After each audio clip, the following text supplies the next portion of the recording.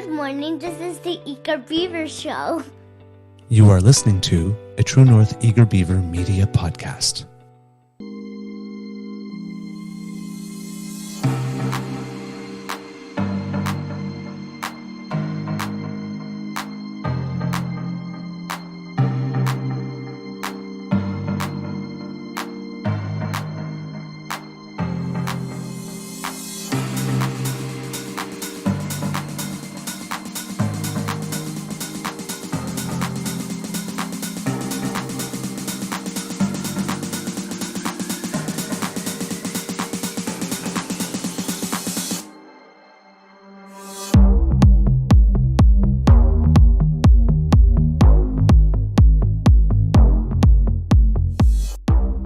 The True North Eager Beaver podcasts are proudly brought to you by our founding sponsors, the Miss V Mysteries from Corvid Moon Publishing, your source for science fiction, fantasy, and cozy mysteries featuring a broad diversity of characters.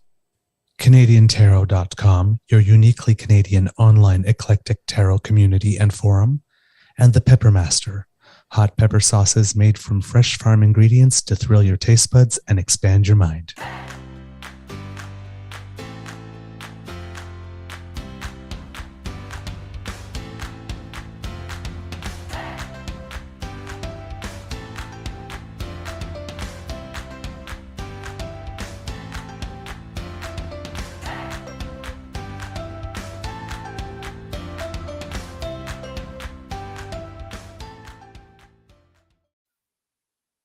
Well, good morning and hello, kids.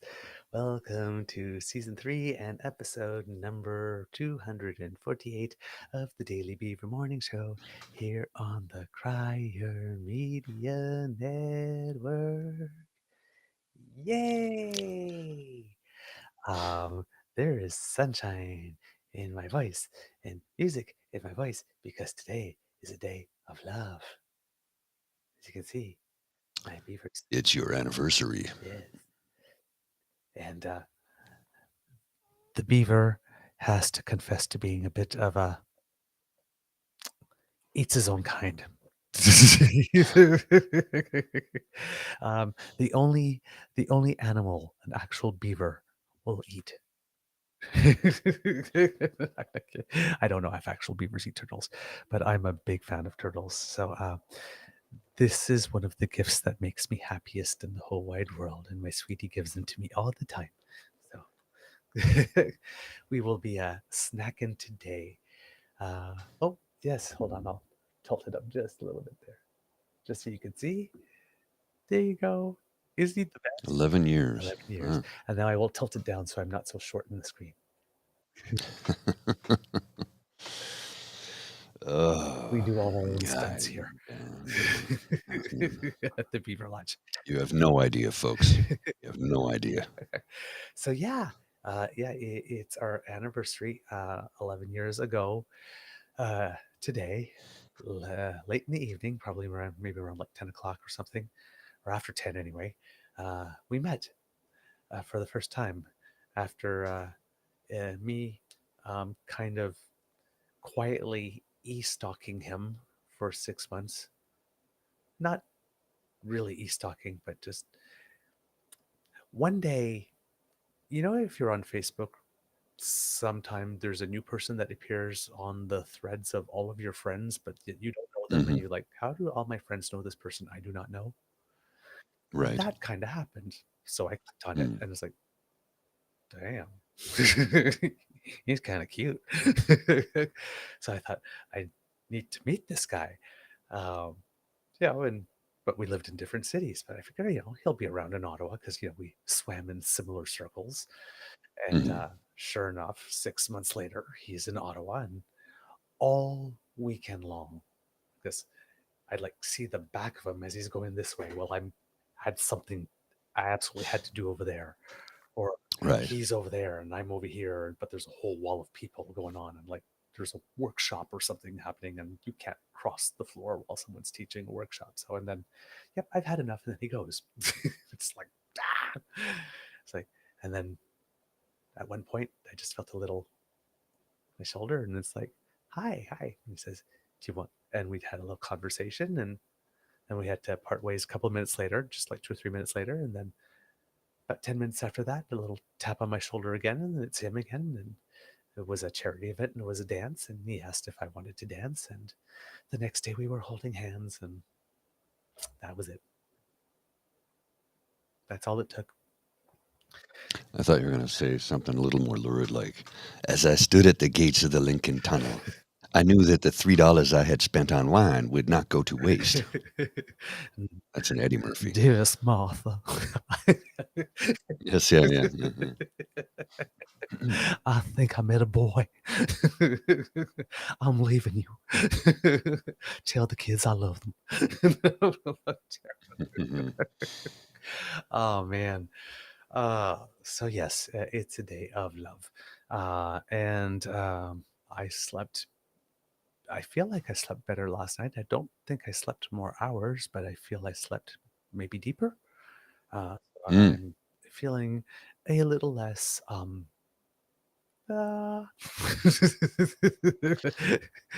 slept 8 hours, and I feel like I didn't sleep a wink. yeah. And the thing that I was worried about, that I talked about the other day, with regard to what I was volunteering, the meeting yesterday, it went fabulously well, and That's good. there were some thoughtful words said, which was very, very appreciated, and I think we're going to be okay. Oh, that's good. Which is a nice change, because remember, the last time I was in this situation, it did not work out very well, and I certainly didn't end up looking good. Mhm. I mean, I just, those things like you're talking, you can't shut up, digging the hole. Yeah, it was one of those things. I kept on trying to make things better, and the more I tried to make things better, it was just like, Douglas, stop! But I can't. I have to fix this, and until somebody said, "You got to go," and I said. Yeah. I went into the box for 2 minutes, and I felt shame. Mhm. Whoops, that was the wrong cue.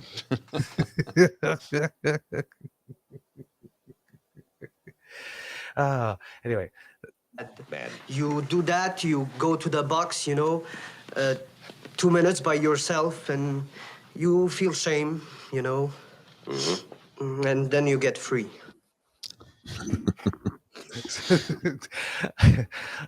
So yeah, so proud of myself.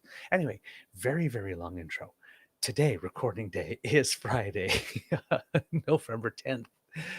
Anniversary day here at the Beaver Lads, le jour de l'amour.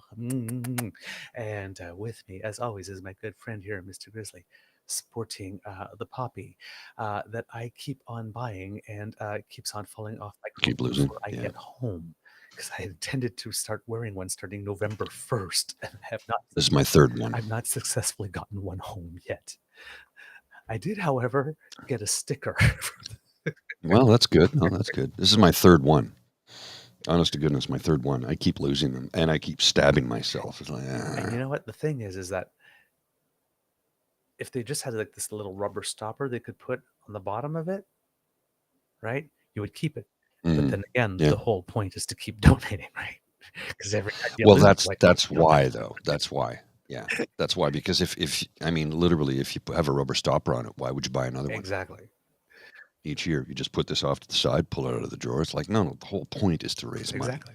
So, yeah, I just wish I could manage. There's two things that happens every year like this. I lose so many poppies like this, and sometime in November, I lose one of the mittens that I was able to keep from the winter before. And it's like I'm sitting there like, there's not even snow on the ground. How did I lose a mitt? But it happens every year like clockwork. So you know that the Black Friday deals are already beginning, right? Mhm. Because it's retail, Susan. Check this out. So I have a Walmart account. Oh, I hate to say that name. Shit.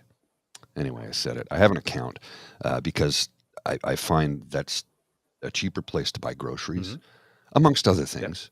And as much as I hate to say I do it, I really don't want to give Galen Weston any money if I can avoid it, for good reason, because he's kind of a shit gibbon. Anyway, the problem I have with that giant American corporation is that the hell is why is that showing up?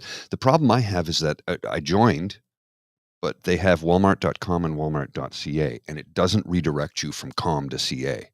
So I set up an account and I realized it's Walmart.com. So I get a Black Friday deal. Check this out. So I'm like, okay, cool. Hey, this is a hell of a deal. A 50-inch 4K ultra high definition for $148. Hell, I'll buy that just as a gift for somebody. 50-inch, come on, 50-inch TV for $150. 4K UHD. Holy, oh, it's Walmart.com. Yeah. Can't buy it. They won't ship it. I have to go to Walmart.ca. It's just, guys, come on. You know I'm in Canada, but no. They've sold 1,000 of these, and it's like, check store starting at 6 a.m. for availability. It's frustrating. It's frustrating because I'm like, oh, and they had a deal on a computer the other day. I'm like, I need to upgrade soon. So I put it in the cart, and I get to, this is shipping. And I go, okay, and K2P won it. What? It's the American website. You entered everything It's- already. Yeah. And he was like, what is the price in Canada? Well, actually, I went on the Canadian website.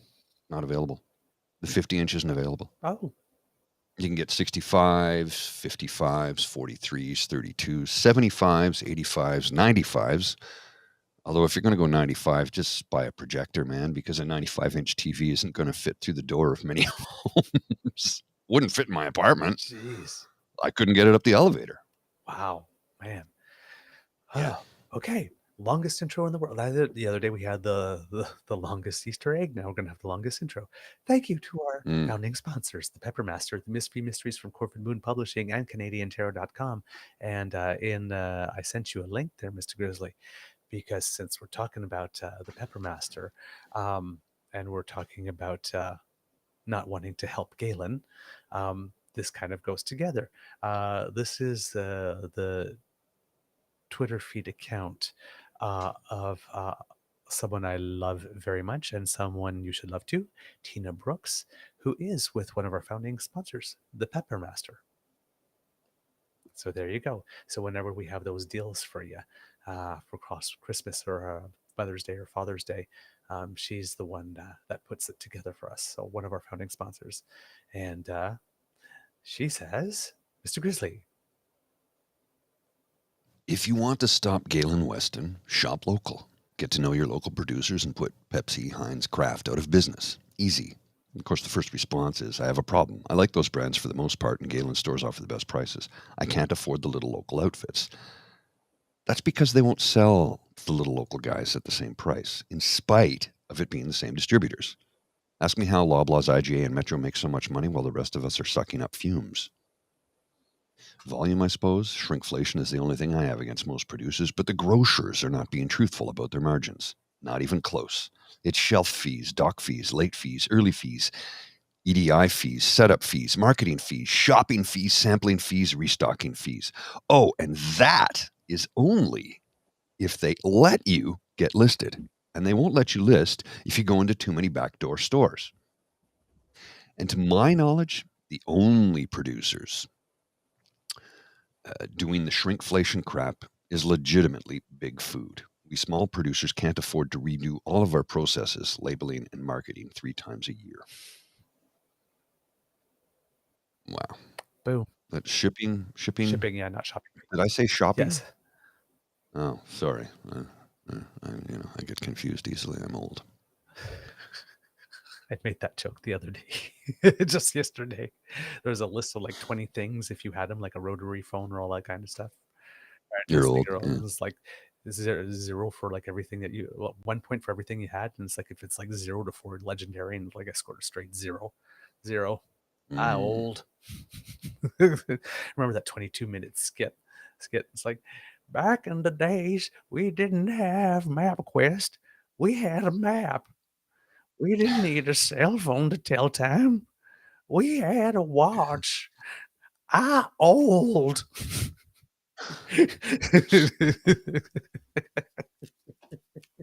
It's true. It's true. Just give me a second. It's a little warm in here. I'm gonna take my sweater off. I'll be right back. I've looked all over the web to get a clip of those commercials from the old fake commercials, and I can't find them anywhere. But it's one of those things I've laughed so hard. All right, kids. And to finish off the world's longest intro, I would ask Mr. Grizzly around about this time how his mental health is doing today, but he's not in the screen. Oh shit! I got dressed in the dark. He's wearing green. I put a green shirt on. That was intentional. I thought it would be funny. It's cool how it works, though, right? I look pumped up. I just have this floating poppy. If somebody just suddenly just surfs on in at the last minute, they're like, what the hell is going on? You got one guy losing his crap at the other end, one guy who's half missing. How's it going? Yeah. I'm floating. I'm a floating head. Oh my God. I'm just arms and a head. People, if you're listening on the podcast, you have to watch the YouTube. Oh my God. I can't describe it. I'm wearing a green tank top and I have a green screen, so all you see is my background. Oh, and I have a poppy on, so it's like I've got shoulders, arms are showing. I'm looking very pumped up, you see. But you can see through my chest to the background. I'm going to paint my headphones green because I think that'll be funny. The tank top makes it perfect. All right, yes, let's go. It's time to party. If it was long sleeves, it wouldn't work as well. It would just be like, No. this is, oh my God. It's funnier this way, right? Yes. I should wear my Ireland rugby sweater because it's got a white collar and it's got white writing, but it's green. Okay. So it's like the writing will show up, but everything else will disappear. Oh my word. Wow. I was not ready for that. No, I know. That's why I did it. I thought it would be really funny. Oh man. It's been a tough week, so I thought it would be funny to have a little bit of humor on a Friday morning show, you know. I needed that. Got a floating poppy. Oh man. Oh, okay. Yeah, because right before the show, I had a little moment of because this is supposed to go to broadcast live on the Twitter feed and on the True North Eager Beaver blog page and whatnot. And the last 4 shows out of 5, the button that I click before coming in that says add, stream it to wherever it is, doesn't even get the color it needs for me to actually click it. Mm-hmm. So it's like, no. Not today. You are not going to get a good portion of your audience today. We will not allow it.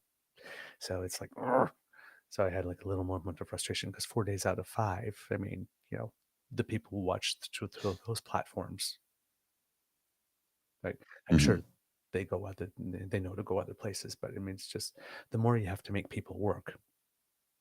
Yeah, and we don't want to be doing that. We're trying to make it as simple as possible, right? Right. So I want to show you something quickly. By the way, how's your mental health today, Mr. Grizzly? It's pretty good, actually. It's pretty good. I'm in a jovial mood. Can you tell? just to get it on the record. All right, what do you have for us? So this is from Mike Morris, at Mike Morris on the Twitter, or the X, I guess it's called now. While Tamara Leach's lawyers struggle at her trial to prove she was not a leader of the so-called Freedom Convoy, that is exactly what she's called at this worldwide freedom initiative with all the extreme right-wingers you could ever want. And, well, yeah, he's not lying. Tamara Leach, leader of the Canadian Freedom Convoy movement in 2022. Shh, you're not helping. That's Lawrence Greenspan. Yeah. Hey, guess what, Lawrence? You're hooped, lad. Your hoop laddie. That's an extremely glossy picture of La Tamara. Yeah. And a lot. It's not that recent though, because she's had her breast augmented Okay, recently. that's what I was gonna ask. Yeah. I don't tend to look for that unless it's somewhat obvious. So I mean, I think she had her teeth done too. So again, I was wondering. where did all this money suddenly come from? Okay, I was wondering. I want to get my teeth fixed, but it's going to be like $25,000-$30,000. I don't have that kind of money. Because I'd been watching some like, oh, looks like she got some work done on the first day of the trial, but Oh, she did. I saw her not too long ago. We were well walking home, and Bridget and I were out for a walk, and we're walking home, and I saw her across the street, and I said, "Oh crap, shit!" She goes, "What?" And I go, "It's Tamara Leach right there with her entourage." She's like, "What?" I go, "Settle down." I had to grab her hand because she was going to run over. We'll leave it at that. We'll leave it at that. But she's like I bumped into her in the pub one night a year ago during the POEC. I went in to the toilet and I came out of the toilet and she was standing there. She's like, "Oh, I'm sorry, sir." And I had my big beard at that point and my fedora, so I kind of, and I'm in boots. I'm like 6'2", and she's about 5 foot, if that. She's a very tiny lady. Of course, I come around the corner and who's standing there, but what's his name? Tom, whatever his name. The guy I got into it with on Dean's show. Yeah, Tom Marazzo. Yeah, yeah, he's about 5'5", so he's a little guy too. It's like, what is it with all these freedom people being? Now, I'm 5'6". No, I know. I just because I've met some of the other ones who are like taller than me. So yeah, I know. If you try to figure it out, you'll hurt your brain. Yeah, I don't want to do that. But yeah, anyway, Tamara's had some work done. So where did the money come from is what I'm asking. Is that the money she grifted from the donators? Because I think some of the money, about $1 million or $2 million, went missing, and she disappeared for a couple of days during the convoy, the occupation. So I'm not insulting anybody, Ree. I'm not. I'm literally not insulting anybody when it comes to that. I was just questioning, why are these tiny people so angry and ready to, destroy the lives of others? Is what I was getting at. Napoleon complex exists for a reason. There you go. There you go. I had my girlfriend's 5'3", so I had a job once where my boss was someone who wasn't particularly tall, and I remember going to the interview for the first time. It was my first like summer job adult job. No, in university. First year university and first summer job, like through the federal summer work program that the government does. And I remember going into the office, like, and we met in the, in whatever common area, and he greeted me and we shook our hand, and I noticed that I'm rarely the taller person. Right. So, but then when we got to the interview, I noticed that my chair was significantly lower.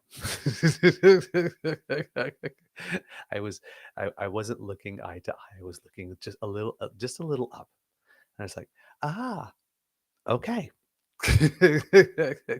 So, who knows why? But it's something that like I noticed and stayed with me. It was kind of, I'm noticeably lower than in my other interviews. Really, really nice man. So, I mean, there was no, like, Napoleon complex is usually associated with aggression and stuff like that. It was like, sweetest man on earth. Great boss. Loved him to bits. So, well, I find people who have love in their lives tend to be, nice people. Period. Yeah. No, I liked working there. And actually, yeah, because it was media monitoring. That's actually kind of how I got used to doing this, because for a whole summer, I read every single news article written in Canada, because you had to like code them for the MPs when they get their packages. every morning. They get a package of press clippings. Like this, I spent one summer putting those together for them. So it's like, and then it's like, oh, gee, the news is fascinating. And, I'd sit at the table that night and people would ask me what happened. And it's like, oh, well, this is what happened today. And it's kind of what I'm doing now. Right. So it's kind of, I'm still doing that first summer job. Tamara is a solid Manitoba 9. Oh, that is not nice. I'm laughing anyway, but it's not nice. No. But then again, I'm a bit of, if you've got nothing nice to say, just come sit by me kind of guy. So interesting. I just because I monitor a lot of stuff, as do you. This is interesting. I'm going to show you this real quick. It's got nothing to do with what we're talking about, but I'm like, huh. So here's from the Ottawa Police, Lieutenant Connaught. Anyway, it's French, and then when I scroll down, the next one. Oh, in Spanish. En español. Queremos conocer la opinión de residentes y empresas sobre el presupuesto. And I don't know how to say 2024. Yeah, so here. if you want to read that and translate, sir. Oh, OK. Nous tenons à connaître l'opinion des résidents et gens d'affaires d'Ottawa en ce qui concerne le budget 2024. Merci d'envisager de remplir le questionnaire sur l'avant-projet de budget 2024 que vous trouverez. OK. Because I can't find an English one. Okay. Oh, well, we'll leave it up there. Oh, sorry. I can't translate and remember it. Oh, sorry. It is important for us to know the opinion of residents and business people of Ottawa as it pertains to the budget of 2024. Thank you for considering to fill out the questionnaire on the budget pre-project of 2024 that you will find at the link that's provided there. Okay, cool. Thanks. Because I can't find an English version. Yeah. I don't have an issue with it. I don't know what it says. Now I could copy, paste, translate. But you're here. Why don't I just use the live translation services? And yes, and there you go. And you got a taste of something else I used to do for a living for a time. Mm-hmm. Yeah. All right. Some comments from the kids before we get into some of the stuff here. Wow. Hey, the people are really busy. Okay. Let's see. Miss Hideka, I can tell Douglas grew up on Sesame Street. Okay. You got to let me know what I did for that. Kitlinda M, poppies and mittens go to the same place as a sock that disappears from the dryer. So true. So true indeed. Let's see. What else do we have? The Daily Beaver asks, any luck reaching out to Laura Babcock from the O Show? We have chatted. Let's say we're following each other now. So I've established that type of relationship. But yes, and I've expressed aloud that I would love to have her on the show. But I have not actually sent her a specific one saying, hey, do you want to come on the show? I'm kind of working up to that. Because sometimes I like to say out loud, we would love to have you on the show. And then some people go, hey, I'd love to come. And then sometimes you have to reach out specifically. So, but I'm not a hard sell kind of guy. So I try to get to establish a relationship before I say, hey, come on the show. But every now and then, that's not going to happen. So you just like take a shot, because I've been trying to get that Singer Rev on the show. And every time I see a new video out, like it's been out like for like 30 seconds or something, it's like, hey, I love this. Come on our show. We'll get her one day. Let's see. What else do we have here? I saw something earlier. Mr. Grizzly just destroyed Mr. Beaver. Yes, he did. Somebody said there was a comment earlier about how to actually keep your poppy, but for some reason I lost hold of where it was. So I will look for that again. And anyway, there you go. So the kits are there. Is my microphone still a little quiet? Yeah. I'm hearing that from the kits. Okay, hold on. Is that the input or the output? Oh, there you go. You're good now. Okay, then I just need to get a little closer. There you go. All. And thank you, everyone, for all the anniversary wishes. That's, you guys are, You've kind of nailed that one, Jillian. What Jillian's did Jillian comment. say? Which one?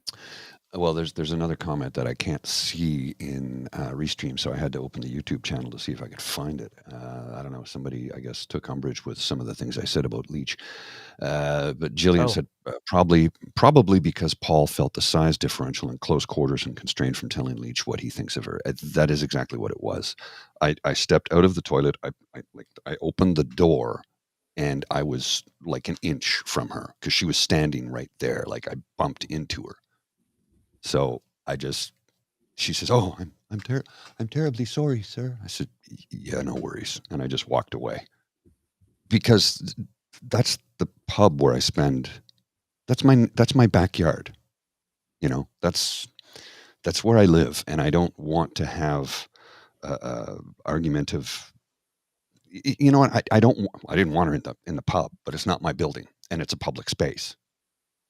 It is a private business, and if they caused trouble, they would have been asked to leave. But more and more of them started to show up, and I eventually got very angry that these sons of bitches had the audacity to come back to my neighborhood and sit in my backyard like nothing bad ever happened. The bad things that they did. So I was, I was pissed. So I just decided the best thing to do at that point was after my buddy said, "Paul, just leave it be. Don't throw your life away for this. Don't ruin things." I'm like, "You're right." So I literally just packed up and left. Oh, I wasn't insulting her. I was pointing out that she's very tiny. I wasn't insulting her because of her height. It was just she's very tiny. yep. That's Okay. all. Yep. And the people who know the show will know that. Mhm, mhm, But about seeing her, Mr. Cal had a thing. He said, "Just got to say, I passed Doug Ford at the airport yesterday. Wanted to tell him off, but there was a bit too much mhm, security around it, so I wasn't feeling like getting arrested. I gave him a dirty look at least." But that's right, similar. mhm, You mhm, see someone that you know is doing harm to people. Like I said, it's like I could say something mhm, dramatic. mhm, I could say something illegal mhm, to make a point. I'm doing it for noble reasons, mhm. but that's the whole point of this whole thing is we have a group of people that have lost complete mastery over themselves.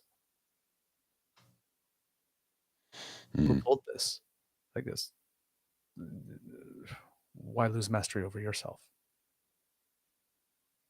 Right? It's not. We know where they're going eventually,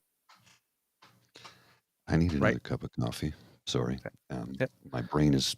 I'm squirreling right now. I'm seeing squirrels everywhere. I Yep. need No another cup worries. of coffee, No worries. and I'm going to put something on because I think the joke is played out now. Yes.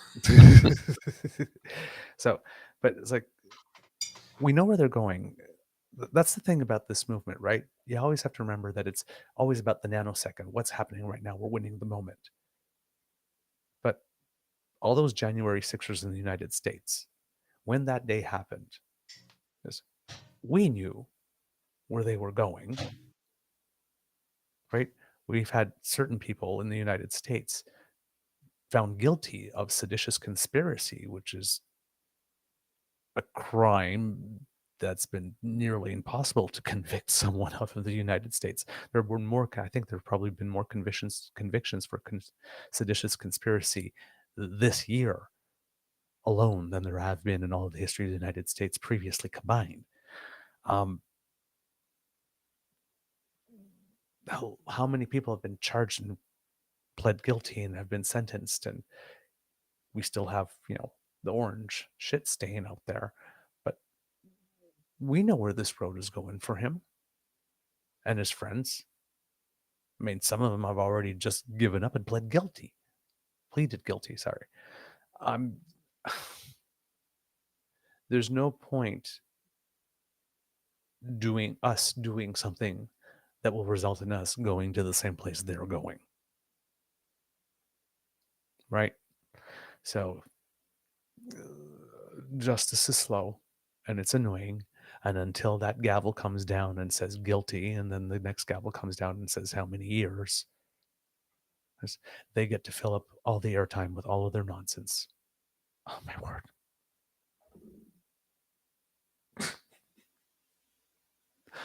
I guess this one isn't any better.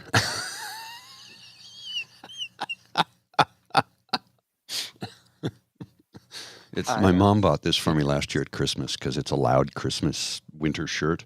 It's got snowmen and trees on it, and it's green. I thought it'd be funny. I'm in a jovial mood. I gotta have fun, right? I really took you seriously when you said I thought it played itself out. I really did not think you were Well, it did, but this one's even funnier. Fun with green screen. Oh my God. I am so sorry to anybody listening on the podcast version. So to This describe show this makes shirt, no sense. it's a loud, it's a green shirt with snowmen and Christmas trees, red and green Christmas. You can't see the green Christmas trees because they don't even show up, right? They don't. But you see the red one right here. There's a red one right there, and right next to it is a green one, which you clearly can't see, which is funny because I'm against a green Christmas.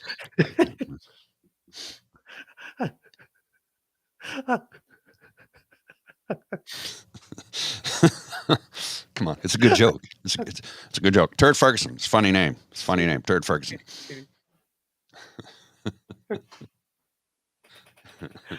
What's wrong with this picture?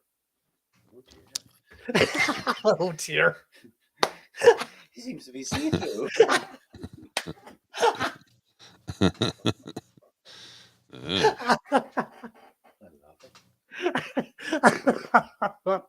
I don't know if anybody heard that.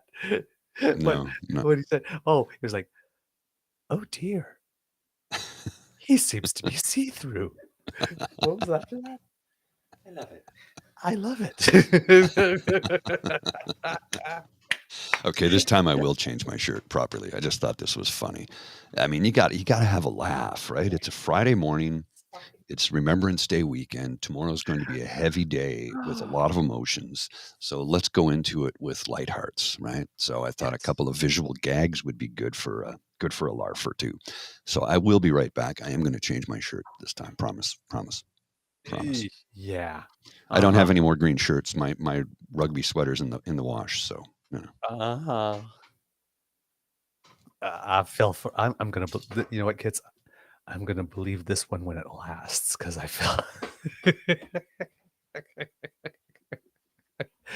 Like, oh, Kid Hugh. I think when Mr. Grizzly came on with the tank top, there was a "Hey, sailor." Oh man, this is great. Okay, kids. Wow. I was really not ready for that. I really was not. Okay. In the news today, something that I wanted to bring to you a couple of days ago, but we didn't have enough time. We're going to talk about the Canada's Environmental and Climate Change Commissioners report on how we're doing on. Okay. I was telling the kids I was going to believe it when it lasts because he got me once. So he's a man of his word. There you I go. only have 3 green shirts, and I wore 2 of them. The third one is in the wash. So Yeah. I'm going to buy more now. Okay. So Canada's Environmental and Climate Change Commissioner came out and mentioned that we're not on track to meet our 2030 goals. I don't think that there was actually any doubt about that. But the Conservatives, of course, are trying to spin this as like the worst thing ever. And it's not actually the worst thing better. So, but to give you a little taste, Mr. Grizzly. Yes. Oh, yeah. Our good friend. Someone from whom we gank a lot of things. Yarrow Geisbrecht. I had a little clip from CTV. I think it's Power Play or now. I'm not sure what it's called now, but the show hosted by It's Vashi.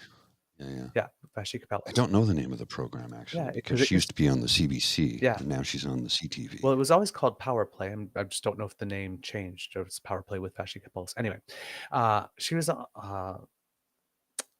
there's a clip from there, and She used to be Power in Politics, correct? right on CBC, and Miss Fun Dip, Miss Stock Photo,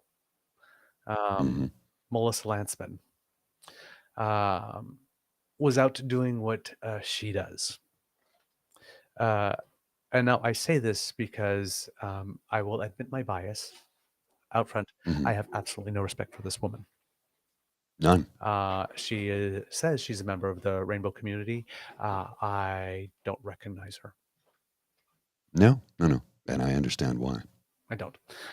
So let's watch all right. this quickly. So that's my bias. But Ms. Lanceman, look, it doesn't take away from the questions for the government, but has your party's lack of specifics on what targets you're going to aim for, what measures you'll use to get there, has that provided the government with an opening to say that you're dragging the debate down, essentially, and preventing them from meeting the targets? Well, this government has been here for 8 years, so I find it a bit rich for my colleague to say that it is our fault that they are not meeting a single target that they themselves have set. The Environment Commissioner just delivered a scathing report, and for 8 years they have told Canadians they're going to quadruple the carbon tax by the end of this mandate to essentially reach those targets. And the commissioner himself said at the table that this is not a measure that he sees as one that works. He said that 50% of them don't have a timeline. He didn't say it didn't work. He just said Wait, that the commissioner did not say that carbon pricing does not work. Mr. That's Vancouver, not something that could... Mr. Vancouver, let's let Ms. Lansman speak, okay? Because we let you speak. The commissioner rightfully said that there are many ways to get there. What Conservatives are saying that the carbon tax is not one of them that on Canadians that is working to reach a single target. okay, now normally she's much more effective than that. But Jenny Byrne, who coordinates all this kind of stuff, the Conservative Party, has an expression that she calls tripping all over their dicks. And that's what she just did. Oh, yeah. All right. She tried to say that the commissioner said that the carbon tax was a terrible way to do whatever it is that needs to be done. Just terrible, terrible way. And they called her out on that. And then all of a sudden, whoa, see how the goalposts moved. And again, kids, that thing we said about the weird hair. Just saying. All right. So the Conservatives are saying, we're not on track to meet any of these targets. We're terrible. I guess, well, let's look back in history. Yesterday we talked to you about housing, right? Where Mulroney cut most of it in 93, and then we had the austerity budget from Chrétien and Martin, so nothing really happened. And then we had Harper who gutted stuff even more. Almost the same thing applies to environment. Brian Mulroney was the greenest prime minister in 25 years. That's correct. Stuff like this, but we weren't really talking climate change back then. We're talking a little bit. It had started, but we weren't really talking about it back then. No, then the concern was acid rain. Acid rain, exactly. Then we had Chrétien and Martin, and we had the Kyoto Accords and all those things that we agreed to that we never even made an attempt to try to reach because, well, that costs money and we were in austerity. So we kept on saying things and signing agreements, but not really doing much. Then we had Harper. And we know how that went. So by the time the current guy finally got to it, the two previous governments, one that was in power for 13 years, one that was in power for 10, had done nothing, which was not the case in Germany or in Japan or in Italy or in all those other places that are way ahead of us. So when the environment and climate change minister says something like, we're the only country to have not, there's a reason. The previous Liberal government didn't do it because it didn't have the money. And the conservative government didn't do it because, well, I mean, they were gutting environmental laws to change things like the Navigable Waters Act in order to be able to build more pipelines. And they did all that work and didn't get a single inch of pipeline to Tidewater built. And the current prime minister is doing in 8 and something years what they couldn't do at all. These people are ridiculous, right? They're not serious people. The concept of bending the curve that we learned with COVID also applies to greenhouse gases. And we have various industries that are doing well, and there are other industrial sectors that are not doing well. So, for example, the electricity sector has done really the best at reducing its greenhouse gases. I think it's like they're at 60% or something. There's a graph that's been going around, and I'm trying to look for it, but I don't know what keyword I put in it to draw it up. So I'm just scrolling through to find it. Oh, there it is, right here, right in front of me. There you go. That's convenient. Mr. Grizzly, I will send you that link. There you go. That way we can show it to the kids. Just a moment. The electricity sector, in terms of percentage change, has reduced its GHG emissions by over 60%. Heavy industry, about 18%. Transport is down maybe about 5. No less than that, maybe even 2. But you can see that it says what the changes in emissions are, and then the percent change. So it gives you it in real numbers and in percentage. There are 3 sectors that have not started reducing emissions in this one: oil and gas, which is the one by far dragging lowering the average; buildings, although emissions look like the percentage changes. I don't know what that is. It's hard to tell, right? Because you've got this. The gray is real numbers, and so it's expressed in real numbers and in percentage. Okay. So about, like the gray numbers is in metric tons of CO2 emissions, and then the orange one is a percentage change, that is. So we have oil and gas, buildings, agriculture, waste, light manufacturing, and other, transport, heavy industry, and electricity. Those are the sectors. Agriculture, buildings, and oil and gas are the ones that are not reversing yet. Now, buildings, well, the Prime Minister just announced that heat pump program as a pilot project. That should. We have the Canada Green Home Loans like this. So should move that scale pretty quickly. Yeah, and the 10% of the carbon tax that's going to help with hospitals and schools and government buildings. So that's on the way. Agriculture, I mean, farmers are very, very, very keen on sustainability. It's their livelihood. They've bought in. I don't know if the big corporate farmers have completely bought in yet, but that's going to be happening. I mean, if you go to the University of Guelph, for example, there's a whole agricultural department there where tons of science is being done. But oil and gas, just not there. Not happening. Weird. So I just want to address something in the comments. When it comes to Melissa Landsman, I'm a big fan of her hair because, I don't have any. I think she has great hair. I think she's a terrible person, but she has great hair. You think she has great hair? I think she has great hair. I wish I had hair like that. Are you kidding me? Well, she's got a great full head of hair. Yeah, I like her hair, though. I just don't know why she did that to it. Oh, it's irrelevant. I like it. All I wish I look, those who don't have wish they could. Yes. Hi. Yep. All right. To me, I'm just seeing like the political villain bad hair thing all over again. But maybe it's just me. Like I said, I am predisposed to not liking her. No, I get it. My reasons are very clear. Anyway, okay. So we have all this stuff that's going on. Now, kits and cubs, why don't we take a moment to listen to what the Canada's Environment Commissioner actually said. Now, you'll hear this in the clip, but actually, you know what? I'm going to let him say it first, and then I will bring back attention to it when we can. So there's a show that's on CPAC that I like that's called Primetime Politics. Now, it's not where you go to watch the hosts or the journalists grill politicians. That doesn't happen, right? They'll ask the general questions, and people get to present their points. When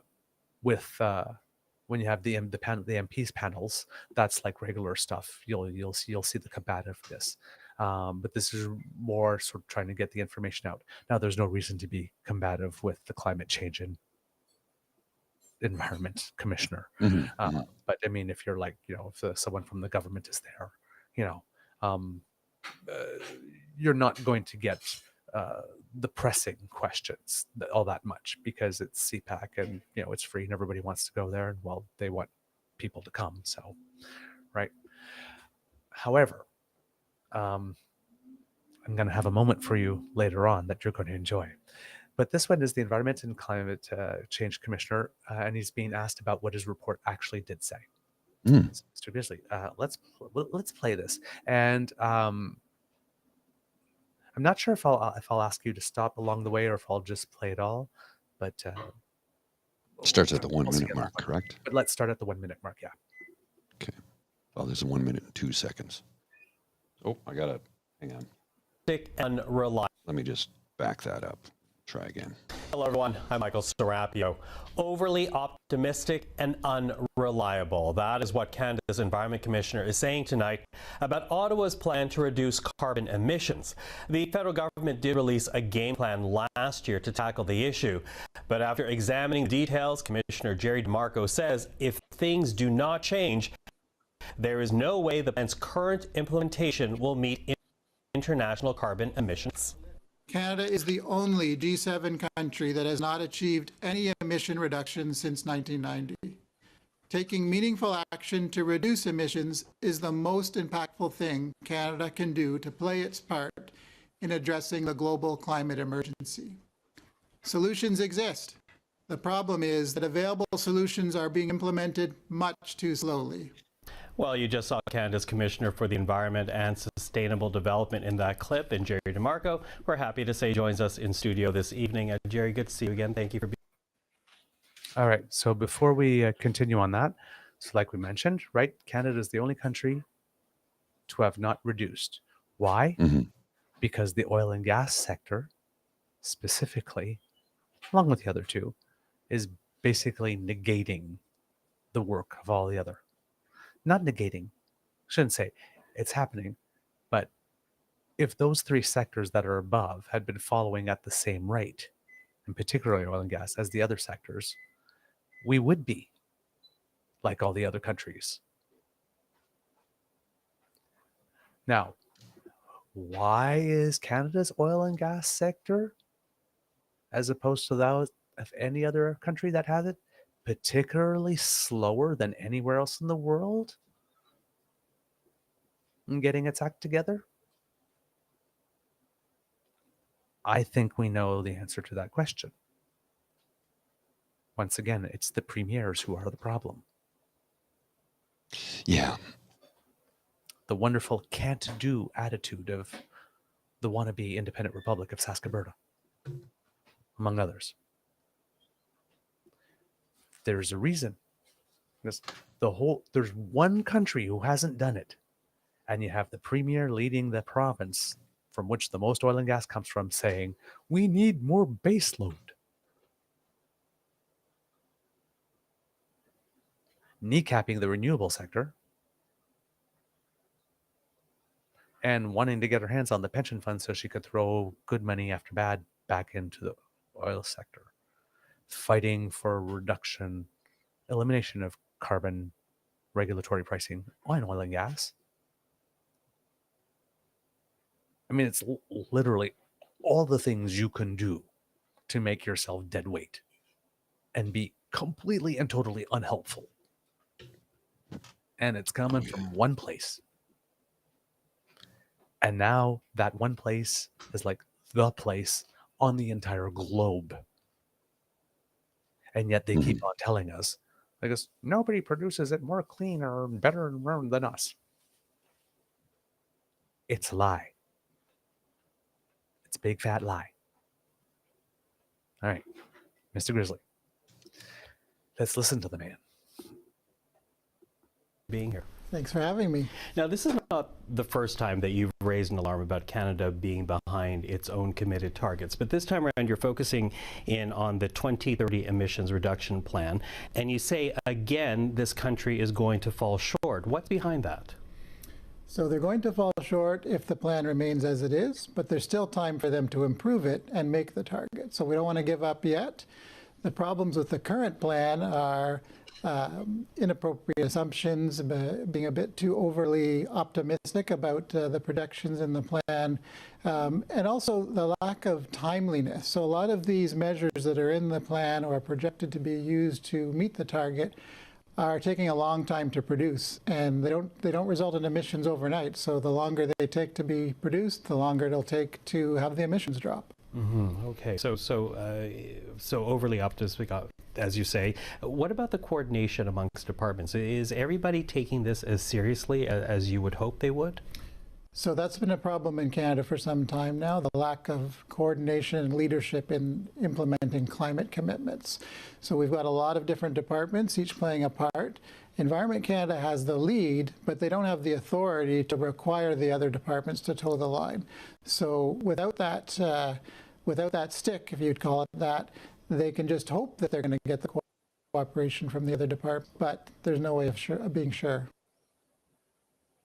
All right. So, Melissa Landsman, it's terrible. It's not working. We're not meeting the targets. There's no chance. It's all over. Let's just screw it all over and do something else. No. With the current plan, current methods, we're not there. But if we make a couple of adjustments, we should be able to meet them. We're not that far off. And the federal government has been saying, okay, we need to do more and go faster. So we're actually going to start a pilot project to get people off the dirtiest form of GHGs for heating your home. And if that works well, if enough people buy in, a pilot project then goes national. Right? That's the whole point of a pilot project. If it works, then it goes national. So giving people a hand up to get off home heating fuel, expensive and very GHG emitting, and buildings are still a sector which haven't shown net reductions yet. Seems to me to be the exact perfect place to start in something that would be highly recommended by Canada's Environment and Climate Change Commissioner in order to reach our targets. Meanwhile, you have the Conservatives and the NDP saying that the government has swallowed itself whole on when really what it's doing is accelerating the actual GHG reductions. The cap on emissions for production in oil that Danielle Smith says is a cap on production. No, it's not a cap on production. If you can reduce the intensity per barrel, you can produce more barrels so long as you do not reduce, so long as you don't pass the cap. So chop, chop, get on it. Right? You know, the power is in your hands, sister. Like the focus on climate change and the environment has been prominent for the last 33 years. Yeah. I remember in 1990 when Earth Day became a thing again. And I say again because the first Earth Day, I think, was it 70 or 71, founded by Richard Nixon, who, correct me if I'm wrong, didn't he also start the EPA, the Environmental Protection Agency? Who? Nixon? Nixon. Nixon did, yes. Yes. He Earth Day and the EPA. Yes. not a very nice man, Richard Nixon. And a Very Republican. very intelligent man. Knew what he wanted, went after it in underhanded ways in many respects, but cared about the planet. Back then, we called it environmental conservation. It was Yes. championed by conservatives. Gee, I wonder why. Yeah. Now all of a sudden they're throwing the baby out with the bathwater. Like what in, oh, I know why. Money. Filthy lucre. That's all it is. That's all it is. Hmm? These were conservative ideas from the get-go. Yep. They were good conservative ideas. Yes. So progressives said, yeah, let's do that. And then conservatives said, whoa, whoa, whoa, whoa, whoa, whoa, whoa, whoa. We didn't really mean it. Some people. I guess. Well, like you said, the greenest prime minister we had in the last 25 years was Brian Mulroney. I know people hate to say that, but it's true. That's true. It's a fact. You know who else was a very green leader? Believe it or not? George W. Yes. Yes. The United true. States. The United States is so far ahead of us in that sense because United States military has made it very clear to the government. So you can say whatever you want on air, but in the United States they have all these omnibus bills with a whole bunch of stuff thrown in. Like this. But this is the biggest global security threat that you have going right now. So you might want to get on that in terms of national defense. And these are sovereignty. Generals who are saying this is the biggest concern. And again, not warm, fuzzy, tree hugging. No. Liberal warriors. Boy cooking. Right. You also need to remember too thing. that these generals who lead the Joint Chiefs of Staff, et cetera, on both sides of the border in Canada and the US, these are very highly educated people. High EQ, high IQ. They know what time. You do not ascend to that level by being an idiot with no emotional intelligence. You don't. You need to be able to respond to your troops. You need to be able to respond to situations appropriately. So when the leader of the Joint Chiefs of Staff says, this is our biggest concern, they pay attention to that. So again, these are conservative ideas. All of a sudden, because the Liberals are championing them, they have to throw it out. Like, I get that you're in opposition, but do you have to oppose every single frickin' thing?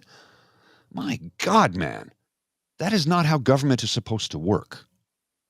When a good idea is presented and helps everyone, you support it. Just because you're the opposition party does not mean you need to oppose every single thing. And I really wish I could have that conversation with the opposition party. You don't have to oppose everything, especially if it's a good thing that's going to benefit all of the humanity. Not just here in Canada, the whole planet. Let's face it, if Canada was the population of the United States, because our per capita, we burn more than any other nation on earth by a large margin. Somebody says, what about China? Yeah, comparatively speaking, China burns nothing compared to us. If Canada was as large as the United States population-wise, we would need 5 planet Earths to support us. At the rate we consume? Yes. We're, like, again, that argument, we're only 8.6%. Like, we're hogs. We are hogs. If you do it per capita, our emissions per capita, we are hogs. So when they say, yeah, just because we represent a small percentage of the total emissions, or saying like, if we did anything, it wouldn't make a difference. It would make a huge difference because that little 2% that they say that we make, and it's not 2%, but that little 2% that they say that we make, it's like 6 times per person what the average per capita for the entire planet is. Whoa, we got to heat. So does everyone else. We're not the only Nordic country in the world. Our distances are far. We're not the only big country in the world. We're the biggest. We're the second biggest, but like Brazil is plenty big. The United States is plenty big. Russia's bigger. China's plenty big. India's plenty big. This is not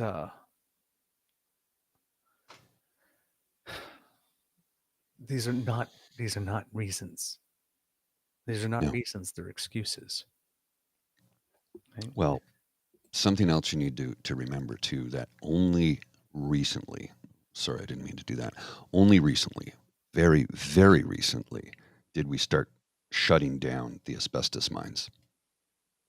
We had still been mining asbestos and exporting it around the world to, for want of a better term, third world nations. Yeah. We'd been doing this for a century. They only stopped doing that, I think, in the last year or two. I don't recall the actual time when it's shut down, but the process was started and it finally did shut down. But for a century, we just kept adding, just kept doing it, exporting it to the point where we were exporting asbestos boards, and in some former Eastern Bloc countries, they were using it to build houses. Yes. They were cutting it like drywall. Yes. No masks, because according to certain people, masks don't work, remember? But like, asbestos was so recent that since this show has been on the air, I guess, or been broadcasting, we've reported that the town of Asbestos changed its name. Yes. In 2020 Mm-hmm. to Val des Sources, Valley of the Springs. Talk about giving yourself a rebranding, eh? Yeah, no kidding. But understandable as to why, because the people who live there didn't want to have to raise their children under the specter of what made the town famous. And yes, Hugh, you are not kidding. Asbestosis, or even worse, silicosis. Well, asbestosis, you can live for a while, but it's a horrible suffering way to go. Silicosis, it's 1 year and it's horrible suffering the whole time. Sorry, I keep clicking on things when I don't mean to. My apologies. But silicosis is literally, if once you're diagnosed, you have 9 months to a year, and it's horrible suffering. There is no coming back. There is no prolonging. And in many cases, people opt for MAID if they have silicosis, because silicosis is basically glass in your lungs that shreds it. Yep. It's worse than asbestosis. Yep. It's worse than mesothelioma. It is just horrible. That's why glass blowers never inhale. Yeah. Number one rule. Well, this is also another reason why fiber splicers have started to wear masks. Yep. Yes. Like we have to wear glasses. Yes. We have to wear safety glasses because I used to splice fiber optic cable, right? And you have to wear your safety glasses, and you have to have a disposal container because when you slice it, it's the size of a human hair. And oftentimes I would wear readers underneath so I could look down and see stuff that otherwise I can't do it anymore because my eyesight's not good enough. And I end up hurting myself, and I don't want to do it anymore anyway. Hey, look, I remember climbing a pole in -60 with the wind chill to splice fiber. You go up, you take it down, you put it in the truck, but -60. Yeah. Yep, not fun, not fun. All right, Mr. Grizzly, let's keep on hearing from the commissioner. Okie dokie. You say there is time to get things back on track. And part of that, if I look at my notes here, is about leaning in on the carbon pricing regime as well as regulations. But as you know, right now, there's a debate, and there are many Canadians who don't believe in the carbon tax, who think it is time to get rid of it. What impact would that actually have on Canada's targets in terms of cutting emissions in this country? Yeah, so the carbon price and regulations are the two big ticket items for reaching the goal. If one were to remove one of those, it would have to be replaced by some other large measure to meet the target.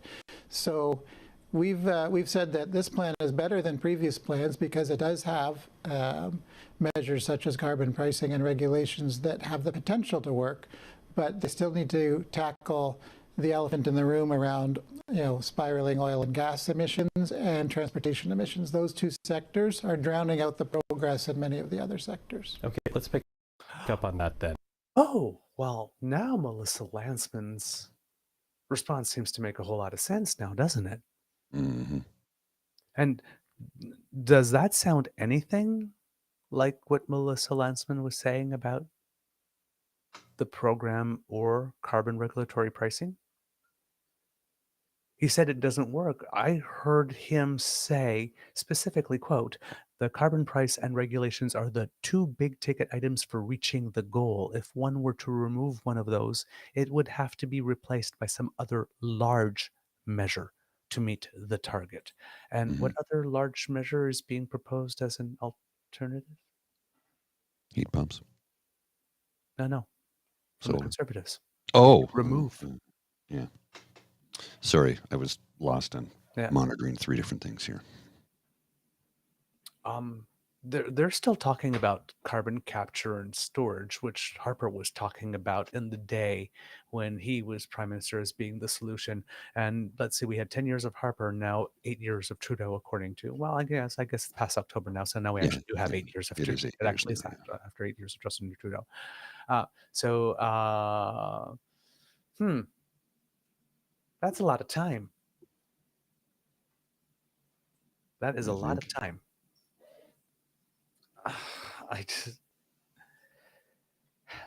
It works. Mm-hmm. It works. It works very well. The province of British Columbia has one. They had one before we did. Yes. They had It one before works. anybody did. Yes. So the oil and gas sector is basically holding us back. And the carbon tax, and rather than being this horrible, terrible thing that's making inflation go up, 16% of the price of inflation, of total inflation is carbon price. No, it's actually 4, because they actually took 4 years of carbon tax and compared it to 1 year of inflation. That's how they scare people. The governor of the Bank of Canada said that carbon pricing basically adds this year 0.15%. Oh no. Every year, the carbon tax raises inflation 0.15%. Come and tell me if your house insurance goes up less than 0.15% per year. They want you to be mad. Of course they do. For 0.15, I can't say it enough, percent a year. So that all the other things, so that 127.8% per year for your rising cost of electricity in Alberta, that's acceptable. You shouldn't be mad about that. Danielle Smith doesn't want you to be mad about that, but she wants you to be mad. 0.1. It's insane. I believe we call that mind-boggling. Mind-boggling. It's like, the gap is so wide that they think, the fact that these people could think that we could not or would not notice it. Mm-hmm. It's just, they really think we're stupid. They're like banking on it. It's frightening. And when you think how stupid they think we actually are, when you sit down and actually think about it, slow it all down, because they're flooding the zone all the time. It's damn right insulting. Oh yes, yeah. These people have no respect for any of us. It is utter and sheer contempt. Yeah, that's what I would call it. To point to that little amount that's good for the entire planet and saying that's the thing that's making it such that you have to choose between heating and paying your mortgage. And then next year's forest fires or floods come up, and then all of a sudden, and that you're supposed to go, oh, well, act of God. What about get mad? Well, you know, that I think that is something that should be taken out of insurance policies. Because what if you're a non-believer? Well, it's an act of God. Well, hang on a second. What if you're a non-believer? But then they just call it natural disaster. Yeah. Right? Yeah. No. You know, or unforeseeable natural disaster of unforeseeable scale or something. Force majeure, you know. Yeah, or something. So yeah, I know. Darn. I just can't. All right. So it's one of the big ticket items. It's doing quite well. It's not decimating our pocketbooks. It's so everything the conservatives are saying is not true. Not true. Mhm. And it's not like not true by a little bit. Like, what time did you get home? Oh, 10:30 when you were supposed to be home at 10, really? Or 11, but you were late by half an hour, so you changed the hour. That's one thing. This is the difference between it's like, you need to give me back the money I lent you. Yeah, here's the $10. Dude, I lent you 10,000. Mm. It's not a tiny lie. It's massive, and the cost to us, the difference between one or the other, is humongous. Literally, It's 0.15% humongous. per year versus losing your home. Mm. And probably not getting enough back from insurance to completely rebuild it or buy another one, given the market these days. And then with the new one, will you actually even be able to get insurance? Will they be offering it? So, I mean, I love you, baby. Mm. He's going off to work to mold young minds. Yay. Oh, well, fun stuff. Yes. I'm so proud of him. I love teachers. What can I say? I literally love a teacher. So what can I say? Speaking of teachers, did you Yes. catch Dean's show with Joanna on Learn I have 16? not been able to hear it yet because I want to listen to it in one Sitting, yeah. one sitting. It was really good. And then I was shocked to learn that Yes. Joanna is 48 years old. Yeah. Girl, what is your routine? Because Good. I thought she was maybe 35 at the oldest. Like at the high end, I thought 35. No way she's older than that. 48. Really? Oh, dude, I freaked. Dean was like, here I am, 50, you're 48. What's your secret? Like, how do you do this? I'm like, what? Joanna, please share with us your routine, because holy Hannah. Joanna, you are an incredible, wonderful teacher, and we don't want you to stop doing that. But if you happen to have a beauty regimen or skincare thing, Like, what do you do? I mean, like, my goodness gracious. yeah, we can Yeah. And that picture of them two together. Yeah. I'll try to find it to show it later. It's such a thing of beauty. I am, again, not jealous, because I'm glad they had it, but man, I would have loved to have been there. Yeah. Oh, that would have been a fun dinner. All right, Mr. Grizzly, let's hear the Environmental Commissioner some more. Because he was very clear when you talked about your report that you're still looking for the oil and gas emissions cap. You're also looking for clean fuel regulations. When you say that is erasing the progress that is being made, just how significant of contributors are they, and has that actually grown proportionately through the years? Yes, so the proportion of emissions in Canada that are attributable to those two sectors, oil and gas and transport, is half. So it's, even though we track 7 or 8 different sectors in Canada, half of the emissions are just from 2, and those 2 sectors have been growing as a proportion over the years. They've been growing as a proportion and in terms of absolute emissions as well. And so therefore they're erasing, for example, excellent progress on reducing emissions in the electricity sector. But the other 2 sectors are, as I said, drowning out that progress. Okay, so something we're going to have to track from the government. You are also calling for greater transparency overall when it comes to this country's carbon regime. Talk to us about where transparency is, how it's lacking, and how being more open about things will actually help progress in this country.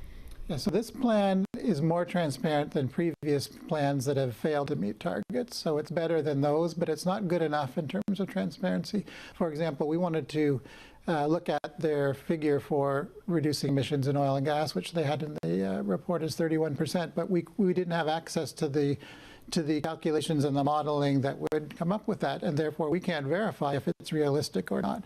So a big step in the right direction would be Canada becoming much more transparent in the figures behind the plan and whether they add up. Do you get the vibe, because I'm getting the vibe, that this minister knows this file inside out and backwards? Yeah, like he knows what he's talking about. Yeah, and he's clearly not in a panic.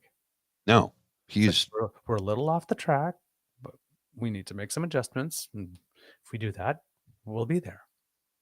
I just get and these are the two sectors that are holding us back. I get a reassuring sense of calmness from this man because he knows what he's talking about. It's like when Melanie Joly or Anita Anand or Chrystia Phelan speak, I always just chill because these are informed, educated individuals who are not speaking off the cuff. Well, I mean, sure, but yes, they have their facts. They have all the receipts. Right. So but again, compared to the breathlessness and the panic and oh no, we can't do that. And look, everything they try fails. So, I mean, we can't trust them to do that. Because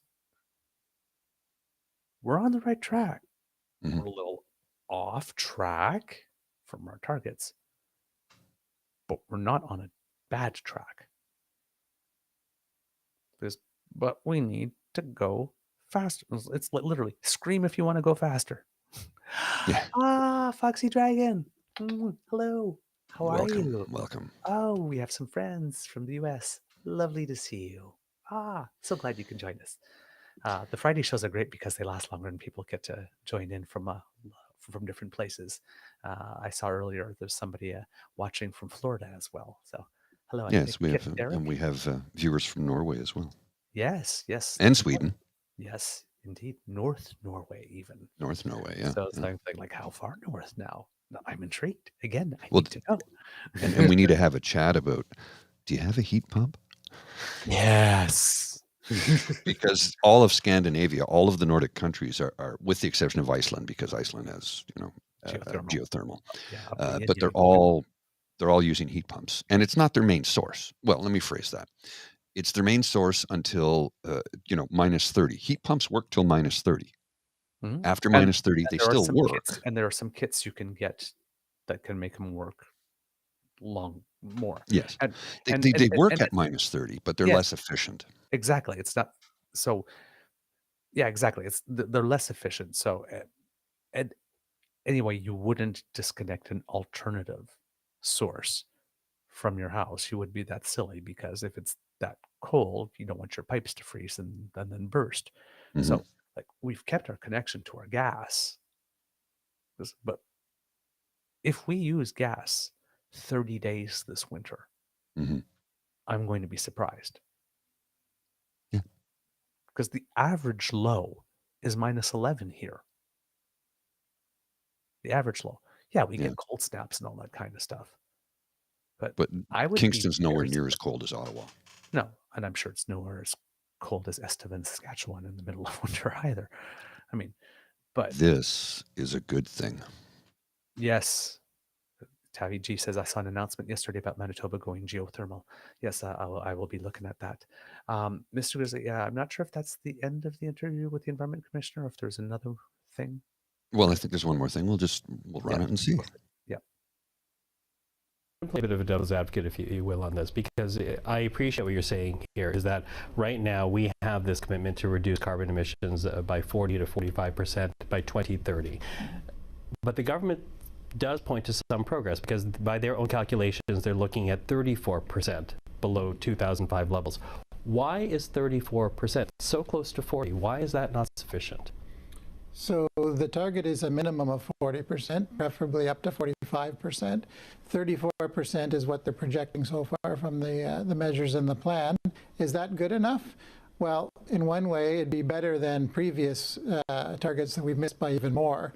But I don't think we should be that unambitious. We should set a target and make it. It's not that difficult. Other G7 countries have diminished their emissions much more rapidly than Canada.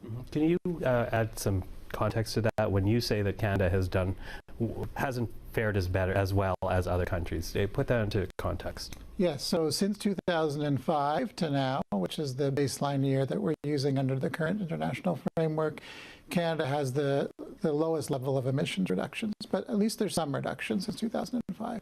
Since 1990, which is the original baseline year from when the world got together in Rio to create the climate convention, Canada's emissions are still up from there. So think about that, 30 years of working on reducing emissions, and our emissions today are still double digits higher than they were when we started.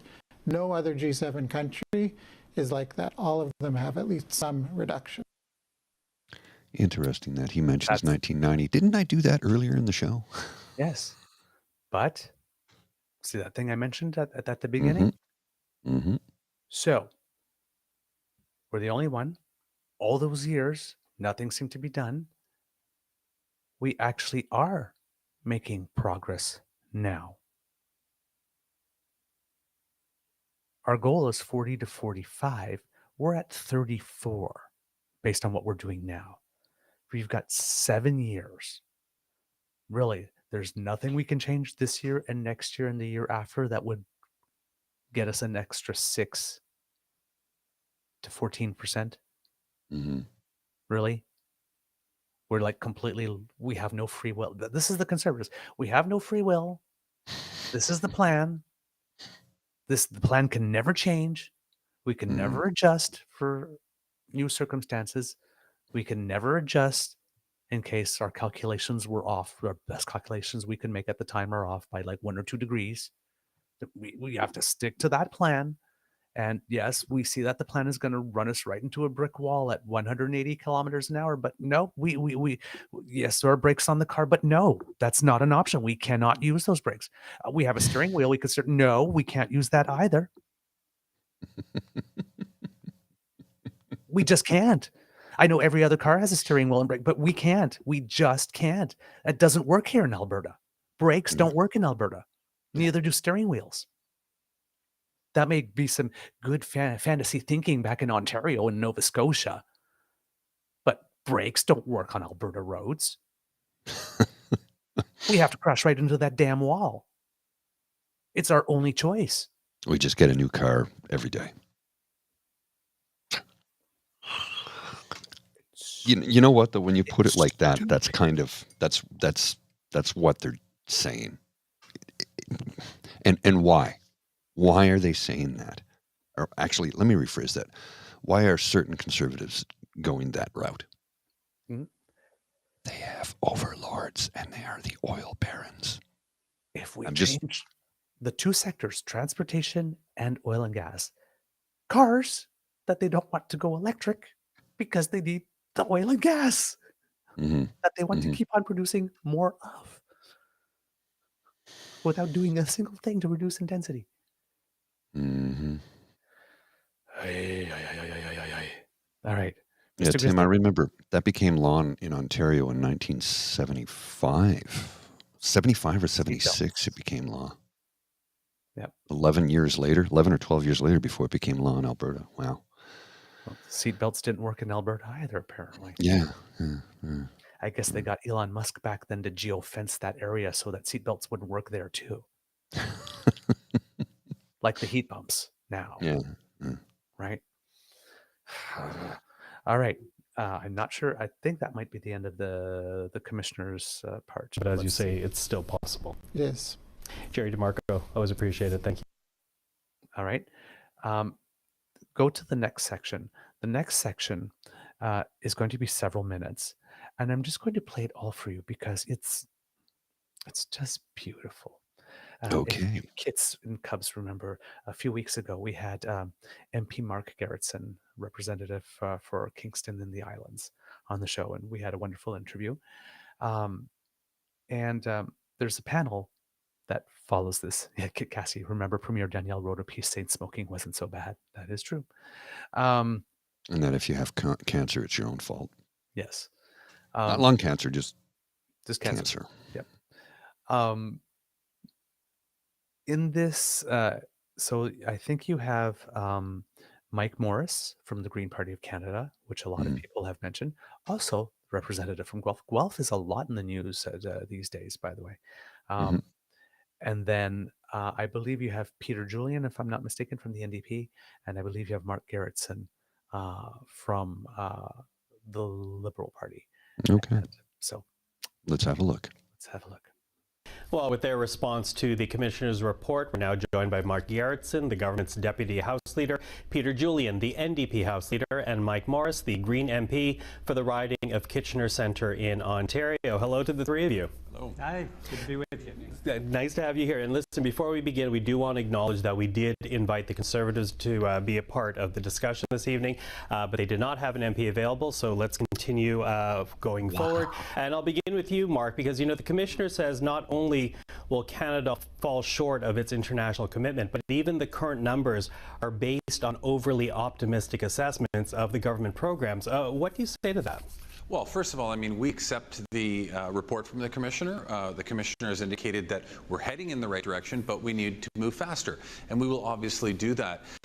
One of the things that the report leaves out are the sectors that we're still bringing on board new programming for, such as the oil and gas sector, and our plan to put in emissions caps there. As the Minister indicated, the information and the framework for that will be forthcoming, and we should see that later this year. So I'm very confident that once we get key frameworks in place like that, we will absolutely meet those that we set out to achieve. And I think it's also really important to also reflect on the fact that, you know, the Commissioner keeps talking about we've fallen short for 30 years. And although that might be true, this government's been in place for 8 years now. And the reality of the situation is that we've had to play catch up on everything that Harbour missed. So here we are playing catch up while also tackling our portion, and you know, we're moving there. We have to move faster, and we accept and receive that information from the Commissioner. Okay, just quickly, Mark, some clarification. So we're going to see the emissions cap on oil and gas as well as clean fuel regs, in a matter of weeks, because you say by the end of this year, and the parliamentary calendar is running down. The Minister said that the framework will be available by the end of this year. Okay. Peter, what do you make of it? Given the criticisms and the government's performance, what do you make of this report? Well, I think that's why we've been pushing so hard. I've Singh and the NDP have been pushing for clean energy to ensure that we're getting the investments that are so important. That's part of the bill, C-50, which is ensuring that workers can participate in that clean energy boom that can come with the right investments. We've been pushing on this. As you know, Conservatives who didn't show up for this panel have been trying to block this legislation, and that's the problem when you have one party in the House of Commons that's climate denying. But we will continue to push the government to act. It's not simply a question of paying lip service to the environment. We know with climate change, we know with the strength of the horrendous impacts we've seen in my province of British Columbia, the heat dome that killed 600 people, the atmospheric river that cut British Columbia off from the rest of the country. These are all examples of the reality of climate change. So the government has to actually walk the talk. And the NDP has been pushing hard so that the government does that. Mike, in your reaction, in particular, since the Green Party is very much dedicated to this issue, what's your reaction to what you heard today? Well, at a time when the UN Secretary General tells us that the global climate fight will be won or lost in this decade on our watch, what are we seeing? We're the only country in the G7 whose emissions have continued to go up over 1990 levels. And so what this report lays out really clearly is that, first of all, not only is the target that our federal government has set insufficient, it doesn't meet the science. Well, on top of that, we're not on track to meet the target. On top of that, the assumptions the Commissioner makes, the assumptions that go into us not being on track, those are actually overly ambitious. And all of this before we had a carve out on carbon price last week. And so it's disappointing, but it's important information for Canadians to have in order for us to push for the government to do better, because this is our kids deserve a safe climate future, and this information equips us to push for better. Okay, Mark, you know, Mike is mentioning the carve out for home oil heating right now, and the commissioner did say that there's still a chance to meet Canada's targets, in particular by leaning into regulations and the carbon tax. But of course, there is now this big debate. So I'm going to ask all three of you, but I'll begin with you, Mark. Put this into context. Where do environmental concerns fit right now with the affordability concerns that Canadians are also very much expressing, given that there is also a push right now amongst some to kill the tax altogether? Well, first of all, I just want to pick up on a comment that Peter made earlier, which is the party that happens to be missing here. You're talking to the three parties here that want to talk to you about the how. Meanwhile, the one party that's actually asking why isn't even here. So I think that should speak volumes to where the Conservative Party is on this. Now, when it comes to the affordability issue and the carve-out that we saw in recent weeks with the Prime Minister, look, the reality of the situation is that we know that heating with oil is 3 to 4 times as expensive right across the province, right across the country compared to other forms of heating. Also know that it's the dirtiest. So the objective here was not to carve it out indefinitely. It's to put a 3-year pause on it to give people, and in particular low-income families, the opportunity to be able to transition away to a cleaner form, such as heat pumps. And at the end of the day, that's what we're really trying to achieve from this. So listen, as an environmentalist, am I thrilled about the fact that we are removing the price on pollution from one form of heating fuel? No, I'm not. But I do know at the end of the day, in the long term, we will be better off. More people will have transitioned away from home heating fuel. Now, I will say that I have all due respect for my NDP colleagues, and we get along great, especially when it comes to issues like this. But I was extremely perplexed yesterday when the NDP chose to side with the Conservatives and try to extend those exemptions for even more sectors of home heating. So you got to ask yourself, if you're so committed from the NDP's perspective to getting to those targets and you're willing to sit here and criticize the government, why on earth would you support even creating more opportunities to remove the price on pollution, which I think is not the right direction, but unfortunately NDP chose to do that yesterday. Okay, well, luckily Peter Julian's sitting beside you so he can respond. Peter, what do you say to that? Absolutely. I just want to say, he started off that bit with shots fired. Shots fired. Uh-huh. But isn't this what we've been saying? Yeah. Yeah. It's like, and like Conservatives, I can't work with it. Okay, let's have a panel. Oh no, we can't show up for that. No. And We have Mike to Morris- rage farm. And here's the thing, right? The Liberals have an honest plan. Mike Morris is honest from the Green Party, as you'd expect. It's like, why take the carbon tax off the home heating fuel at all? Just help the people off the. Yeah. Right. It's ideologically pure. Yes. He's fine. It's the NDP. The NDP wants to take the carbon pricing off all forms of home heating, and in addition, wants the GST removed off home heating. Make it even. Now, had the NDP like this, and they want to help with the heat pumps, and they want and all that kind of stuff. They want to do it all. But here's the thing: if the NDP had said, take the GST off home heating, leave the carbon levy on, and do all the other things, they would have had that ideologically sound, because the GST is not carbon; it's just tax. That plays to the affordability issue without having to sacrifice. Like, they're literally asking for both, and they couldn't stop and look at it and say, hey, wait a minute. If we ask for one okay, let's not ask for this one and ask for this one and say it's about affordability. And that way we don't look like we're swallowing. But they literally swallowed themselves whole. They betrayed Jack the Layton. entire carbon pricing program for 3 years.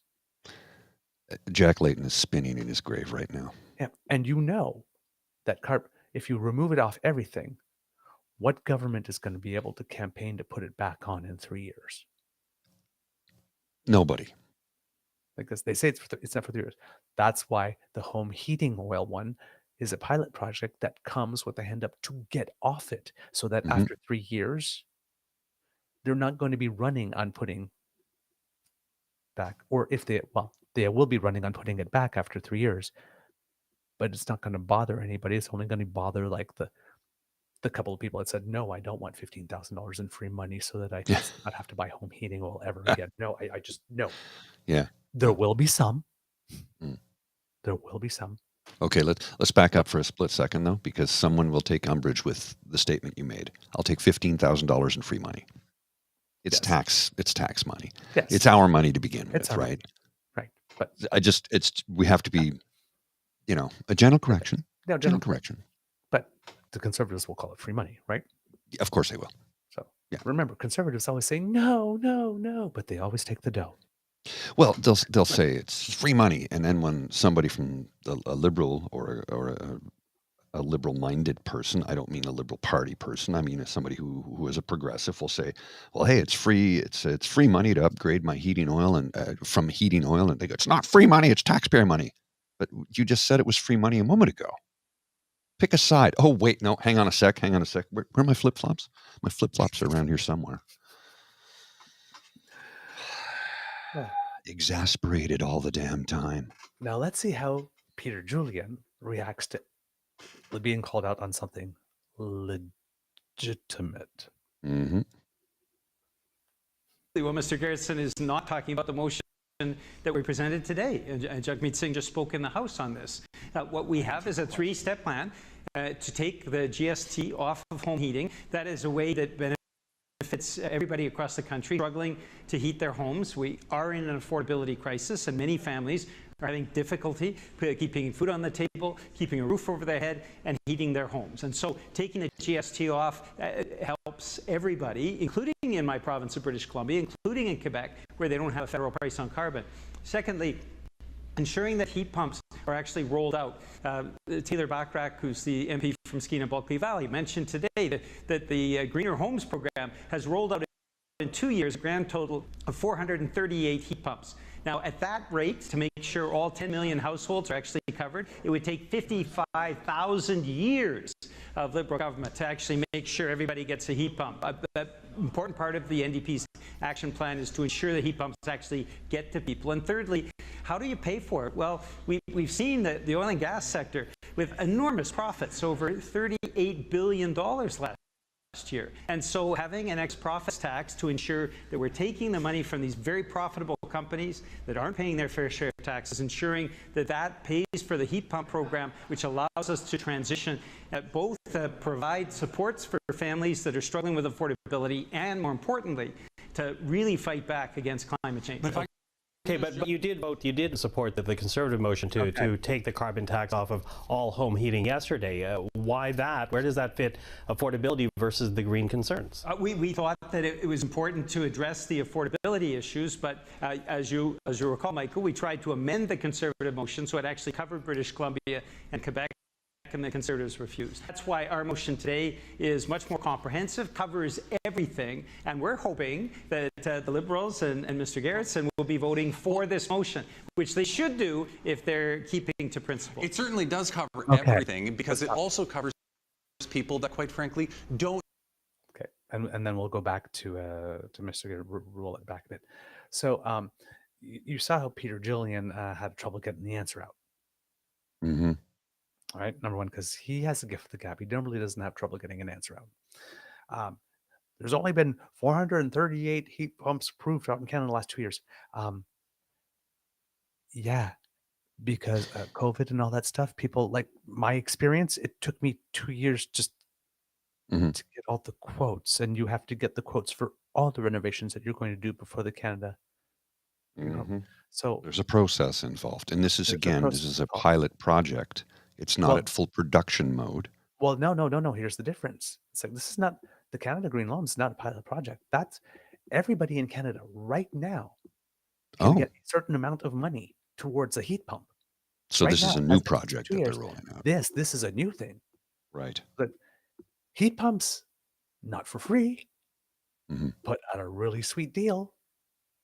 We just bought one. I know what I'm talking about. This are available. Well, and 0% interest loans. You're on natural gas is that your alternative heat source? Yep. Okay. So all we have to pay is the connection fee. Yeah, because you won't burn any. this We're winter. overheating. You might have a few days here and there, but for the That's most what I part. said. Yeah. The Beaver And your Lodge, stove is electric, not gas, correct? yes. The Beaver Lodge is essentially GHG free. My beloved Bridget's has a gas stove, and she's not used to an electric stove. So when she cooks here, she turns stuff on. Like, you have to set it really low, and you have to keep your eye on it. So a few pots have been. Yep. I made the same mistake when we moved from regular. We still have a regular stovetop, but we have induction plates. Oh yeah. Loves them, and it's for the first like 2.5 weeks, I burned absolutely. It's like, why is not? And it's like, I'm putting it on medium, and there's like the middle number, 1,200 volts is not medium, my friend. No. Oh, okay. It's not the same grading. I thought the one in the middle was medium, like it was on the stove. I guess I was wrong. No, I've learned. it's different. Yes, Yes, very it different. takes experimentation, and you need to watch and pay attention the entire time. Yes. But now I love it. Well, what's the old saying? Look when you cook. Look when you cook, because if you don't, you could have a fire or burn your house down. So, indeed, I'm not picking on you, Bridge. Not just there's no harm intent there, Brady. You know, we've had some laughs about it. Oh yes. So Peter Julian, like, oh, the numbers, and like, well, yeah, we want to put the GST in like this, and we wanted this bill to apply to Quebec and British Columbia that are not covered by the federal backstop because they actually are doing the job that a premier should do in terms of. So why would you want? Anyway. I guess I could understand if they're not by the federal backstop, they don't get a rebate because their provinces don't offer them one. So yeah, maybe, I guess in that sense, you'd want to include British Columbia. So the Conservatives did not want to include the provinces that actually did do something to fight climate change, to have their home heating reduced. Only the provinces that are resisting get the Conservative rebate, but the whole Conservatives line, not even rebate, just the reduction and the elimination of carbon tax and all home heating, they get it. Huh. Interesting. Peculiar. The Conservatives would not even amend their own motion to include provinces that did not. Wow. So the federal backstop doesn't apply, so you don't need the carbon tax removed because it's not charged. Yes, but they also don't get a rebate, and their heating costs went up, not because of the carbon tax, but they went up. It's like, oh, all of a sudden, it's like, I don't think anybody picked up on that. I mean, they really are thrown. They've thrown Quebec to the dumpster right away. They've given up on that, but I hadn't realized they'd given up on urban British Columbia as well, and rural British Columbia. Interesting. So he wants to reduce it by even more. Wants it to apply to more places, and wants to reduce it for all heating. NDP, do you believe in carbon pricing at all anymore? Like in any way? Wow. Okay. Now, we saw how Mr. Garrison came shots firing the first time. Seems he has a couple of rounds. He saved a couple of rounds. Mr. Grizzly. Or this motion, which they should do if they're keeping to principle. It certainly does cover everything, because it also covers people that, quite frankly, don't need to have that GST removed from their home heating bills. People that live in extremely big houses that can afford to pay the GST under this plan, they would not have to pay the GST on home heating. Likewise, it doesn't help people who live in apartments who might have their heating included in their rent. This won't affect them at all. So I actually think that the motion that Mr. Julian is talking about from today was extremely ill thought out. But more importantly, I just want to address. one other thing that he said, and that's on pumps. He said, he gave you a number about the number of heat pumps that are being rolled out. That's under just one program. That's just under one program. But if you look at the total number of people throughout the country that have installed heat pumps, it's in the tens of thousands. So it's important to reference the numbers across the entire country, not just one program. Okay, Mark, I got to move on because I do have to get my... Oh. What's that? Yeah. Yes. The NDP motion. Yes. The NDP. Remember that thing that we talked about, how the Prime Minister has a track record of making all these things income tested somehow, and he managed to do this with this as well? Mm-hmm. Yes. The NDP. Let's just give a GST reduction to everybody. How conservative? If you don't give the tax cut equally to everybody, it has to be fair. Everybody has to get the exact same thing. It has to be equal, but not equitable. Equality versus equity. Well, and he said something that I connected with. What about people who live in apartments whose heat's included? Hi, right here. Right here. So you mean to tell me the wealthy person who lives in Rockcliffe in a 12,000 square foot or bigger home is getting a tax break that me in a rent-controlled apartment, working-class citizen, doesn't get? And I'm not going to cry or whine, me. It's not what I'm doing. Not at all, because a lot of people are angry at the Prime Minister because they're saying, well, where's my? It's like, no, if you don't need it, you don't get it. It's not food. It's not food. There's enough food for everybody, and we're going to make sure everybody gets something. This isn't food. This is a program designed to help poor working class and middle class get to a cleaner source of heat and cooling energy from previously very expensive heating oil, which is the dirtiest type of, heat source you can provide yourself with. So let's transition from that to this, and let's help people do it. They're like, no, everybody gets a cut. I don't. They are working so hard to take something that makes direct sense, that is consistent with all objectives. Reduce affordability issue for the long term.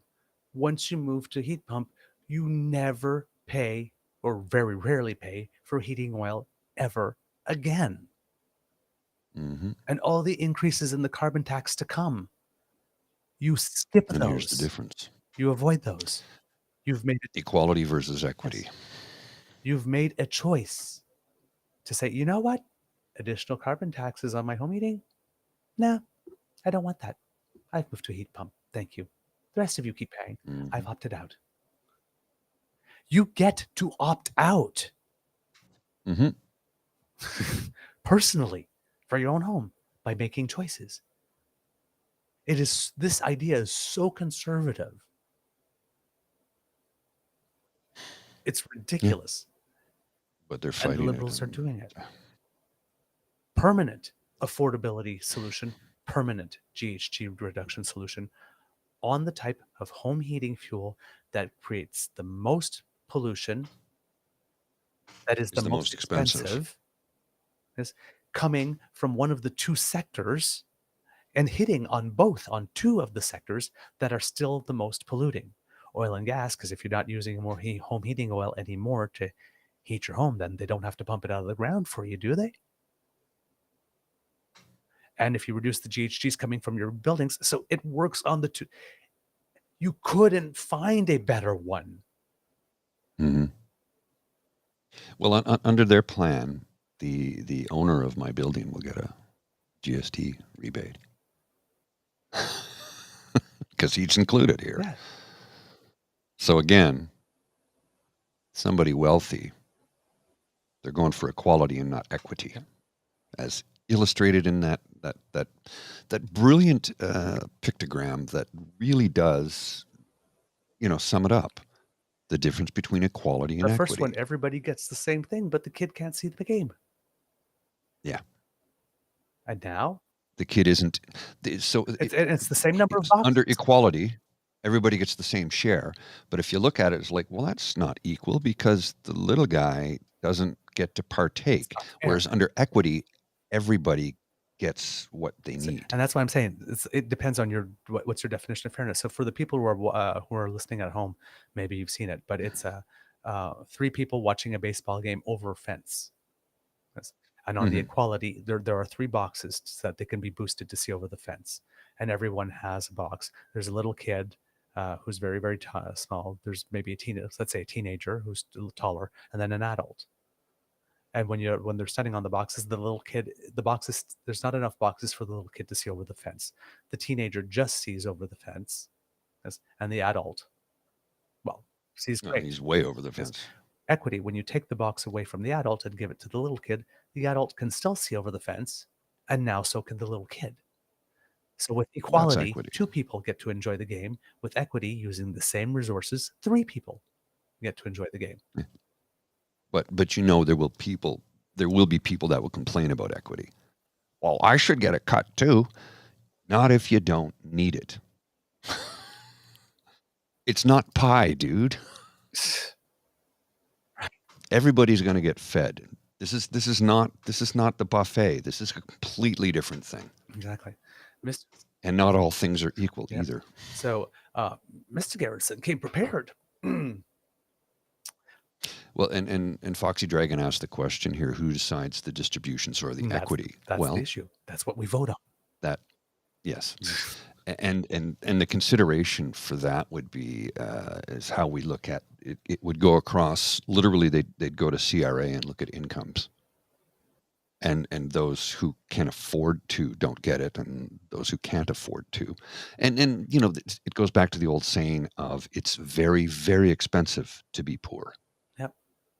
So the same. And people go, what do you mean by that? It's expensive to be poor because a poor person can buy a pair of boots that will last 1 season in the winter and fall apart. They buy them for $50. They have to buy another $50 pair next year. Somebody with money or means can buy the $300 pair of boots that will last them for 20 years.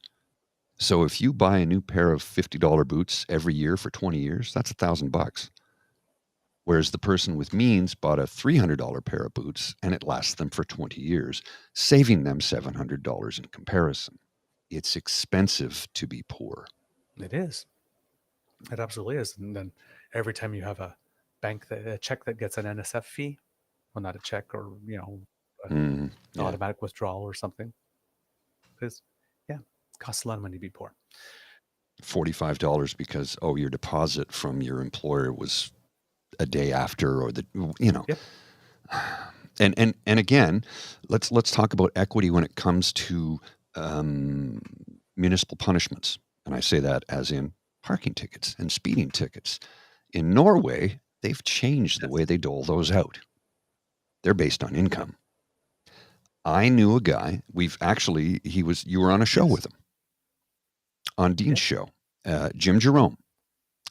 He saw parking tickets as just the cost of parking. One year he ran up $25,000 in parking tickets, and they looked at it and go, this can't be right. He goes, no, that's right. For him, it was just the cost of parking. He didn't see it's like $45 tickets, whatever. It's $70. He didn't care because he had enough money and earned enough money that to him it didn't matter. The convenience it was of parking literally he wanted was worth the price. That's what it was. So a ticket for somebody who has that kind of money, when they can look at it and go, $25,000, yeah, that makes sense, and not even bat an eyelash, that punishment, that municipal punishment, is not sufficient for them. In Norway, it is geared to income. And when I say in Canada that things are geared to income, like you're asking, well, how is the heat pump thing geared to income? I mean, I can understand, the dental plan. If I make 120,000, I get 2% of it. If I make 90%, $90,000, I get 10%. I can understand. How does this work?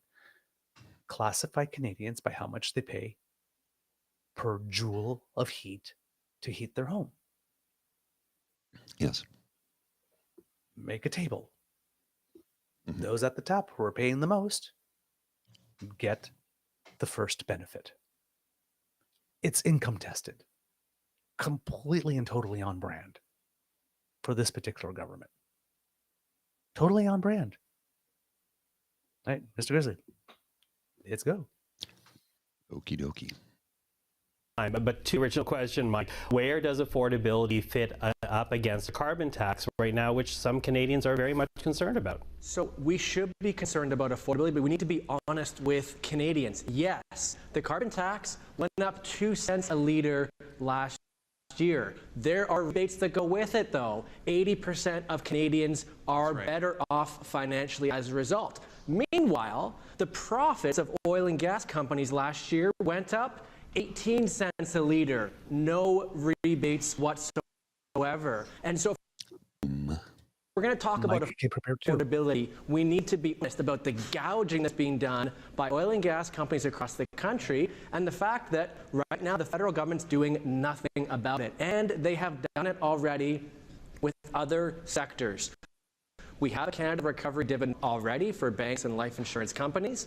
I've put forward a motion. It's part of the NDP opposition motion today to say let's just take that same measure, apply it to oil and gas. It's been studied by the PBO already. It would provide $4.2 billion that we could use to help make life more affordable for everyday folks. Okay, well, we'll talk about that debate tomorrow, but for now, thank you for responding to the Commissioner's report. Mark Gerritsen, Peter Julian, and Mike Morris, have a great evening.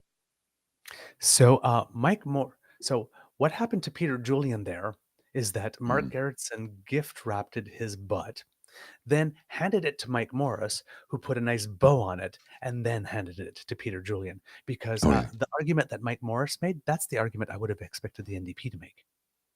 Yeah, that was the one. It's like, huh? What?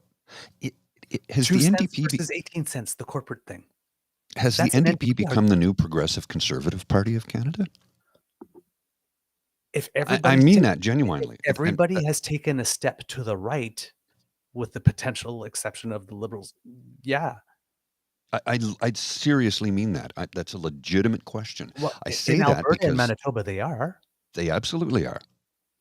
Rachel Notley and Wab Kinew are NDP party representatives, but I mean their ideology is progressive conservative. As Wab said in his speech, he goes, "We will give you a hand up if you're willing to do the work."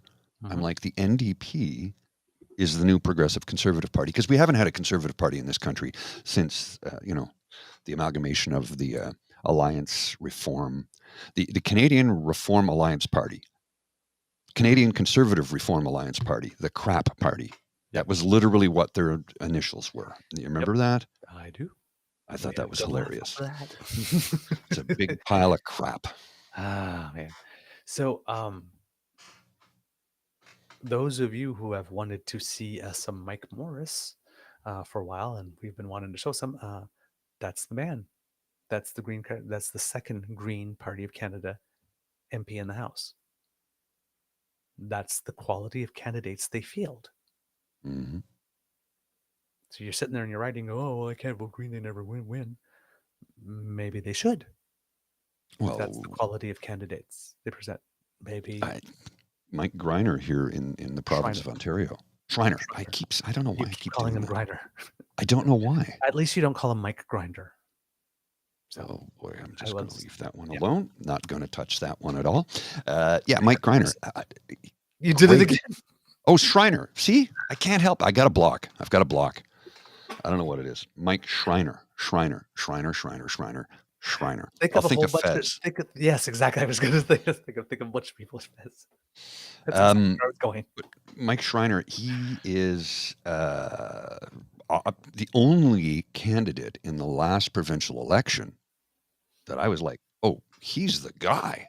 He's the guy. And he has maintained the same course of action from day one. I like this man. I like this man. I like that he stays on point. I like that he legitimately wants to make a difference. He's a good guy. He's a good man. And he can make a difference because he genuinely wants to. And everybody's like, well, he's with the wrong party. I go, yeah, but the Green Party is basically the new NDP party. And the irony being, the Green Party was always conservatives who were environmentally concerned about the environment. Right. But it seems to we've seemed to have had a shift. Remember, The NDP party is the new progressive conservative party, and the Green Party is the new NDP party. Remember back in the day, Elizabeth May left her position at the Sierra Club Mhm. to be an advisor to Brian Mulroney in the time Yes. that made him the greenest prime minister. Right? Mm-hmm. Because there is some overlap between progressive conservatives and Greens. I thought for a while that the Greens were going to emerge Oh, as yes. the new progressive conservative type Absolutely. party, but they fell off the wagon a bit with a previous leader. And but I thought that that's where they were that they would be heading. They would be competing for those votes. Well, wasn't that interesting? Yes, it was. So this week we brought you two things that the foreign affairs thing that hardly made the news at all, and this one that did make the news somewhat. But all the news we heard was conservatives flapping their wings and going breathlessly that it doesn't work, and the NDP like flapping their wings and going breathlessly that the liberals don't care about you being able to heat your home. And turns out that's not what's happening. Mm-hmm. I still am having a difficulty understanding why it is that political parties feel that they need to make contrast by completely lying and misrepresenting what it is they are trying to create contrast with. I don't know, man. I mean, it creates contrast. I mean, yes, don't remove it versus remove it on everything versus remove it on just this one. But the options are so black and white and so they're so crisp and sharp, and no, we will not have any nuance. Mm-hmm. That they're both the conservative and the NDP response are responses to policies that are not in place.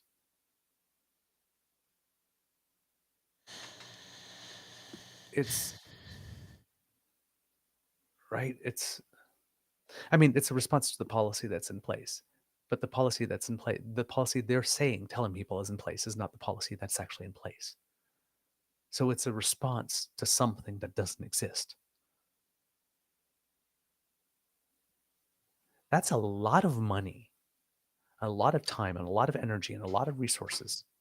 Because all those debates in Parliament where they're debating against something that doesn't exist, the electricity, the heat, all the pages, all the staff to run that place, the people that copy the paper that they read, all the staff that did the research to come up with that little kernel that they can torque, all of that money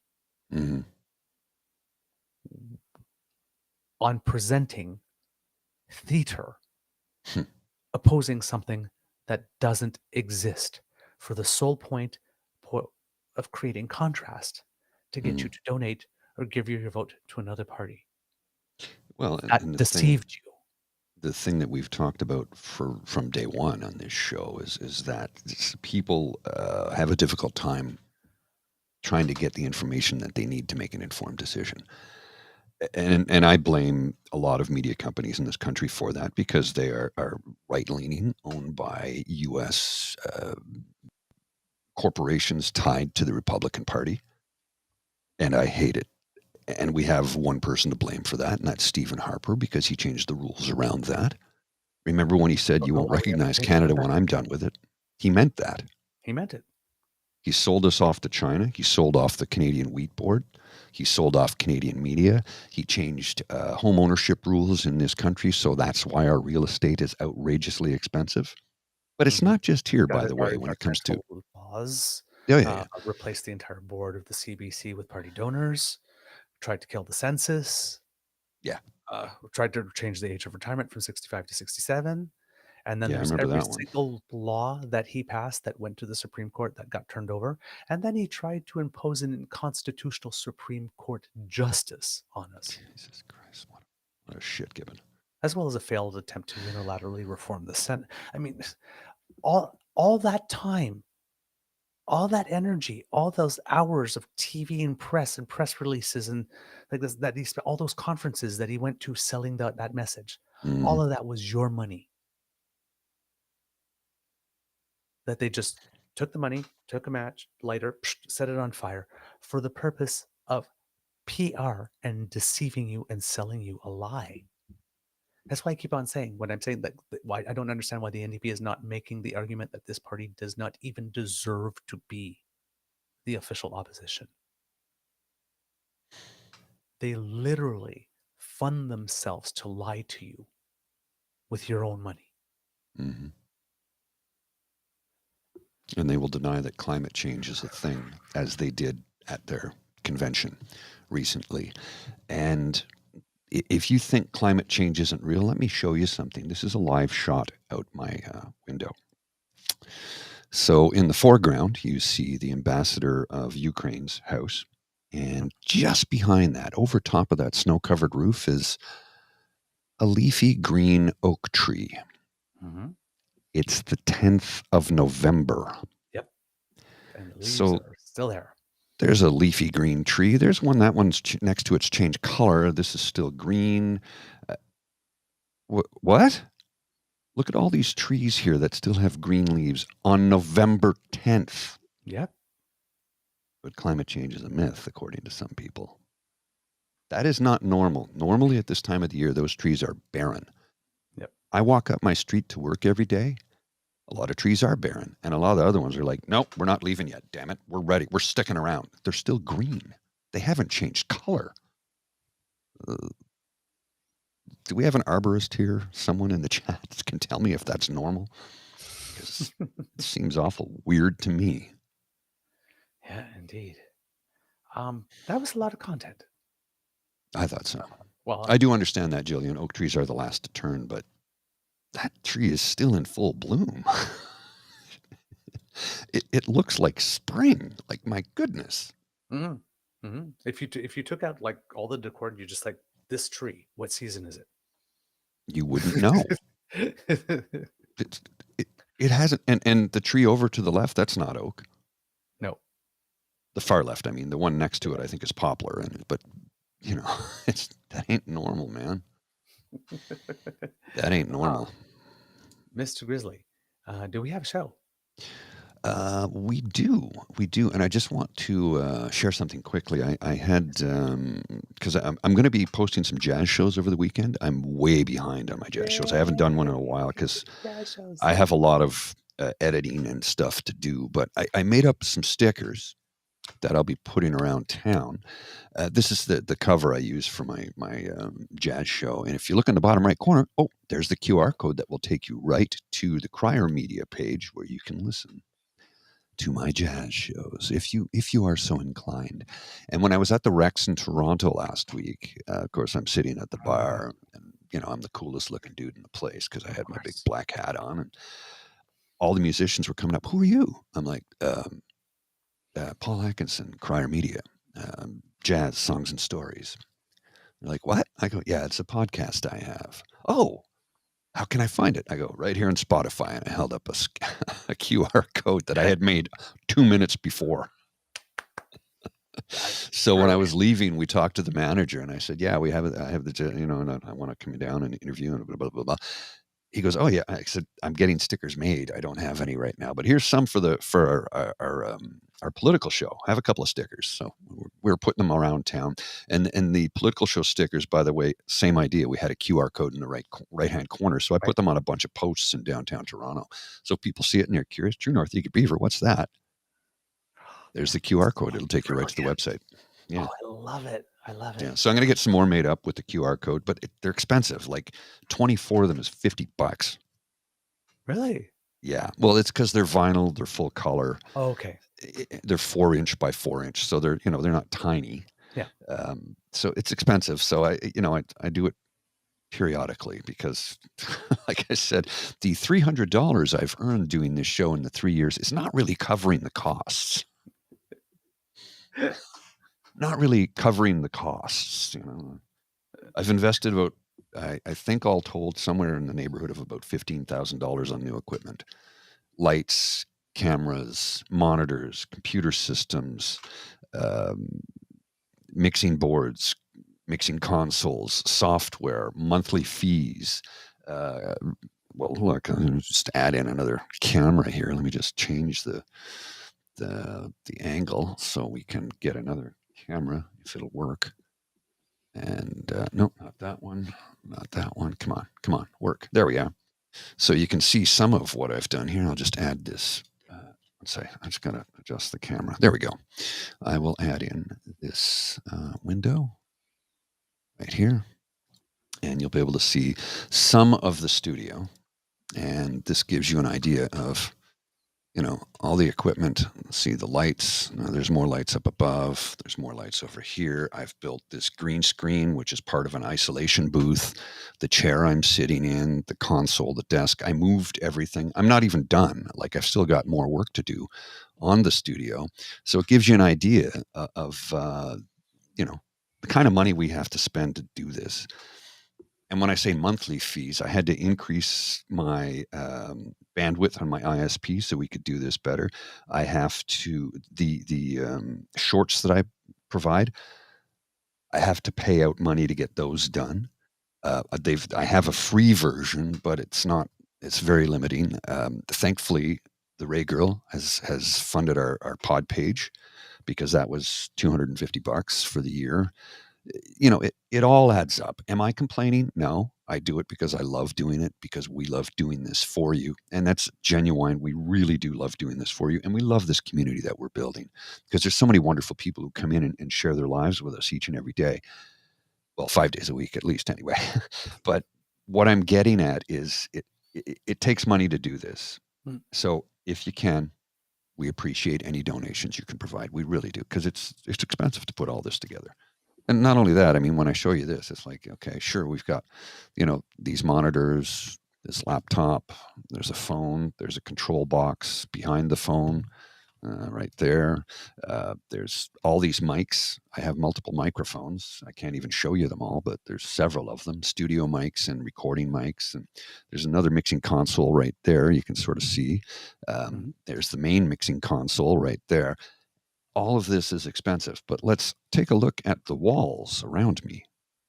That foam, that ain't free. That all adds up. So, yeah, when I said I've invested around $15,000 in this over the last 3 years, I'm not joking. It's legitimate.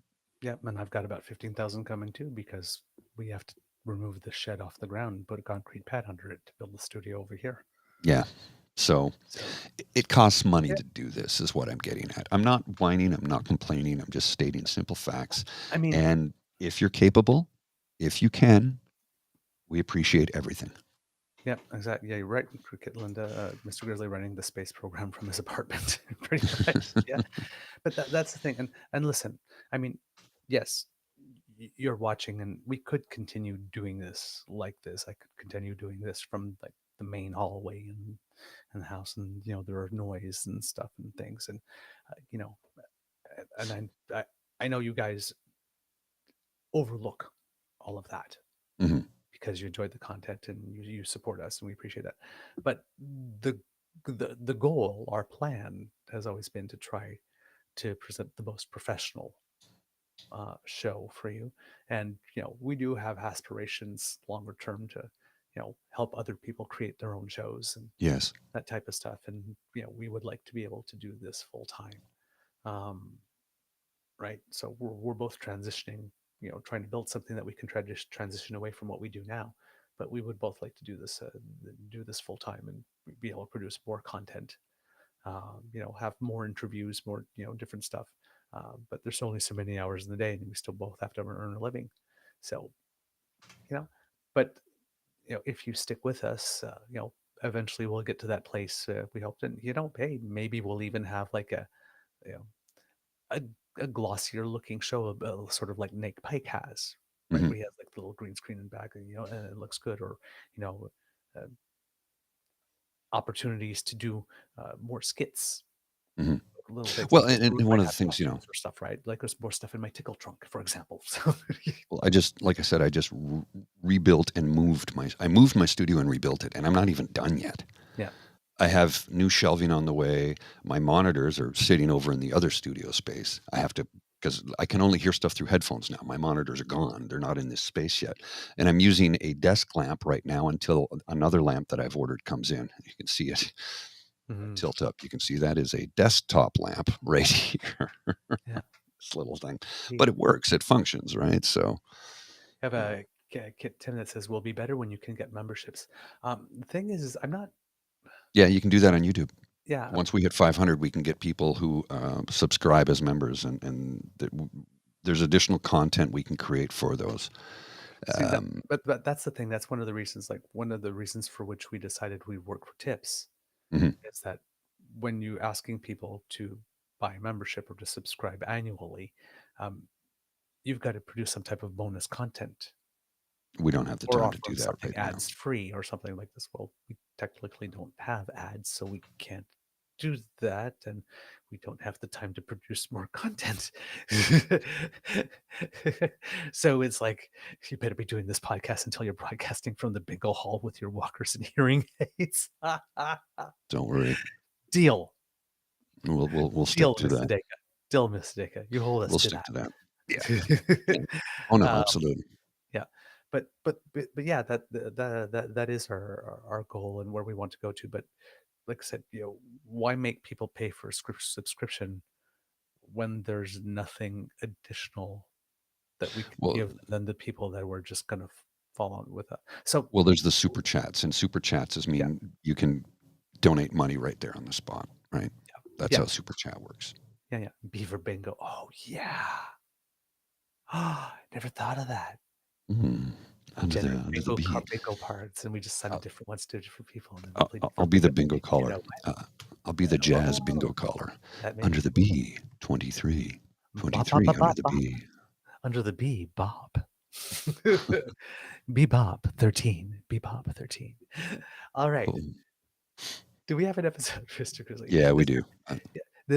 A little all over the place like this, but we got to the main content, and I'm glad I was able to bring you the climate change content, as well as the foreign affairs content this week, because they're very, very important things, but they're not getting as much play as they should, and at least the actual message wasn't for the latter wasn't getting as much play as they should. So we hope that you found this week particularly informative, and also that you enjoyed our interview with Rosemary Doyle this week. And we are preparing. Kit Hugh has confirmed that we will be able to do something to mark Remembrance Day. I don't know if we're going to do it on Remembrance Day because Mr. Grizzly and I haven't discussed our schedules or when, but there will be something this year for the occasion. So keep your eyes and ears out for that. And there was something else and it slipped my mind. Hopefully it'll come to me as I do the extra. Kids, Cubs, that's the end of this episode of the Daily Beaver Morning Show. We hope that you love listening to us, because we really do love making this for you, because sharing is caring and word of mouth is priceless. Please use your mouths to share the word and let your peeps and poops know about us. Kit Hugh says, good, still researching. We talked a little bit about what we're looking for. And he's a historian, so of course he wants to, have some research. Kit, Marnie, and John Hill. Those are new names, or is it just a new? No. Marnie's been watching for. The picture looks familiar. Okay. Yeah. Yes. Okay. Good. They just joined. Marnie just moved to Nova Scotia. Oh. Correct me if I'm wrong, Marnie. I believe you just moved to Nova Scotia not so long ago, and we're happy to have you here. All right. So yes, please tell your peeps and poops all about us, because democracy is something that you do. Get your flu and your XBB shots. Because it's covering. I get mine next Thursday. Yay! Because it's the best thing that you can do to keep your hospitals unclogged. Remember, if you're over 65, there's now an RSV shot that you can get. I believe you can also get a pneumonia shot, pneumococcal shot, and shingles as well. Ammonia? Pneumonia. Pneumococcal. Pneumonia, not ammonia. I thought I heard a shot of ammonia. I heard ammonia, and I was like, think That's not good for the bloodstream. Do not get a shot of ammonia. no. your Well, that's what pneumonia. smelling salts are, right? Ammonia. Yeah. Yep. So, ammonium nitrate. Oh, we have the kits there. We just got ours. Yep, there we go. And yep, I did. Yes, they moved to Nova Scotia. There you go. Yeah, the shingles vax is not free. You have to pay for that one. But I also think that don't you have to wait until a certain age to get it? They recommend it after 50, I believe, or at 50. Oh, well, hell, I got to get that because I've had a bout of shingles once years ago. Luckily, it was super minor and it was only on my chest and under my arm. It wasn't on my face or anything like that, so I was lucky.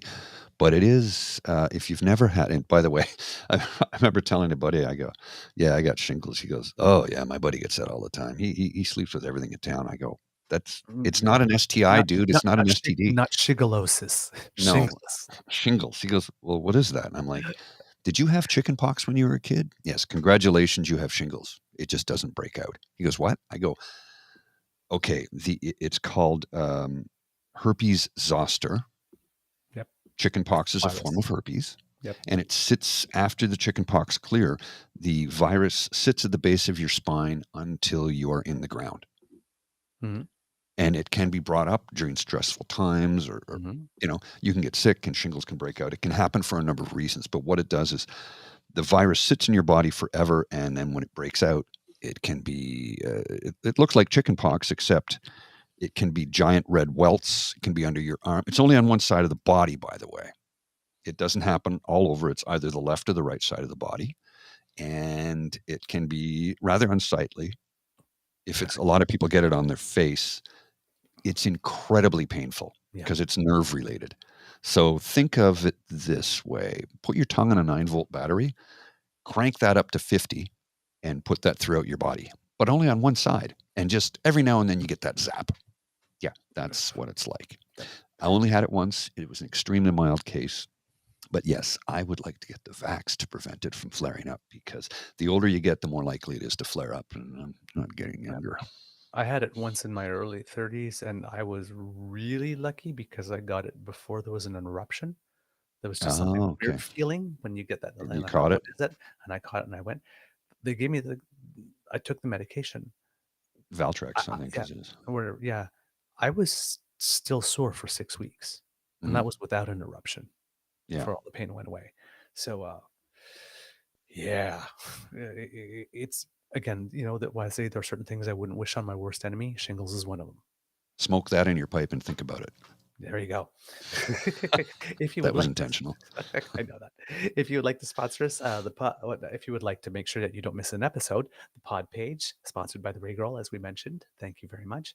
That's where it is. You scan that QR code, or you go to podpage.com/the True North Eager Beaver, lowercase letters with a hyphen between each one of those words.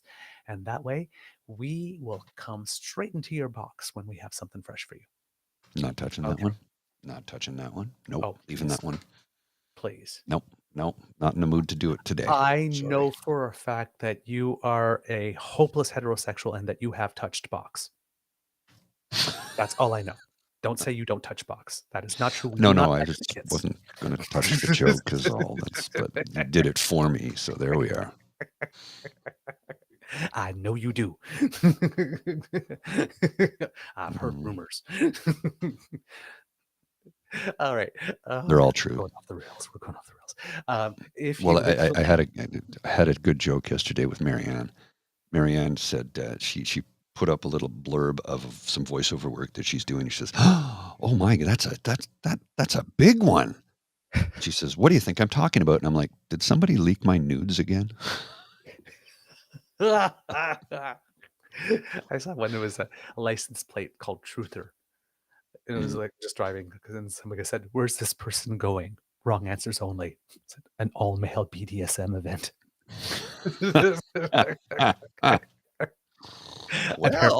Apparently I won the prize. All right. If you like to make sure, another way that you can catch our episodes is going to our True North Eager Beaver Media Incorporated YouTube channel, where you can like, share, subscribe, 3 of our favorite words, and help us get to it's at 500, so we're like 70 away about. So that Something like 500 that. where we could start monetizing something, and then when we get to 1,000, I think that people We start get ad putting revenue. commercials. Yeah, we get Yeah. ad revenue. So yay! And then maybe we will have something to offer you ad free for subscription.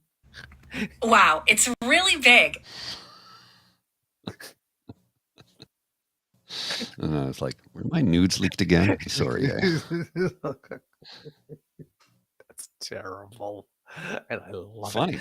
it. Today, you know what?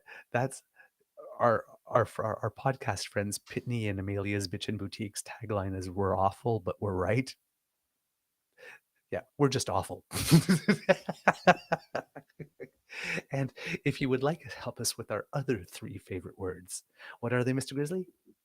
Free beer today. Yes, that little squiggly by Mr. Grizzly's head brings you to the Eager Beaver Lodge Emergency Hydration Fund, where you, kits, for this special anniversary weekend, can make sure that I get totally plastered. No, do not get me plastered. Plus, I'm a lightweight. It wouldn't take. Listen, if you'd actually donated until I got plastered, we would never make money because all it takes is about 2.5 drinks. Yeah. Well, that's warm up. That's warm up. Yes. Donate to get me plastered several times over, not just once. You know the addendum to the Happy Birthday song? Yes. What? Get plastered, you bastard. Happy birthday to you. May you live 100 years. May you drink 100 beers. Get plastered, you bastard. Happy birthday to you. Kitsashi says, "Wonder how much money Mr. Grizzly could fundraise for a nude portrait Christmas themed with a little stocking in the right place."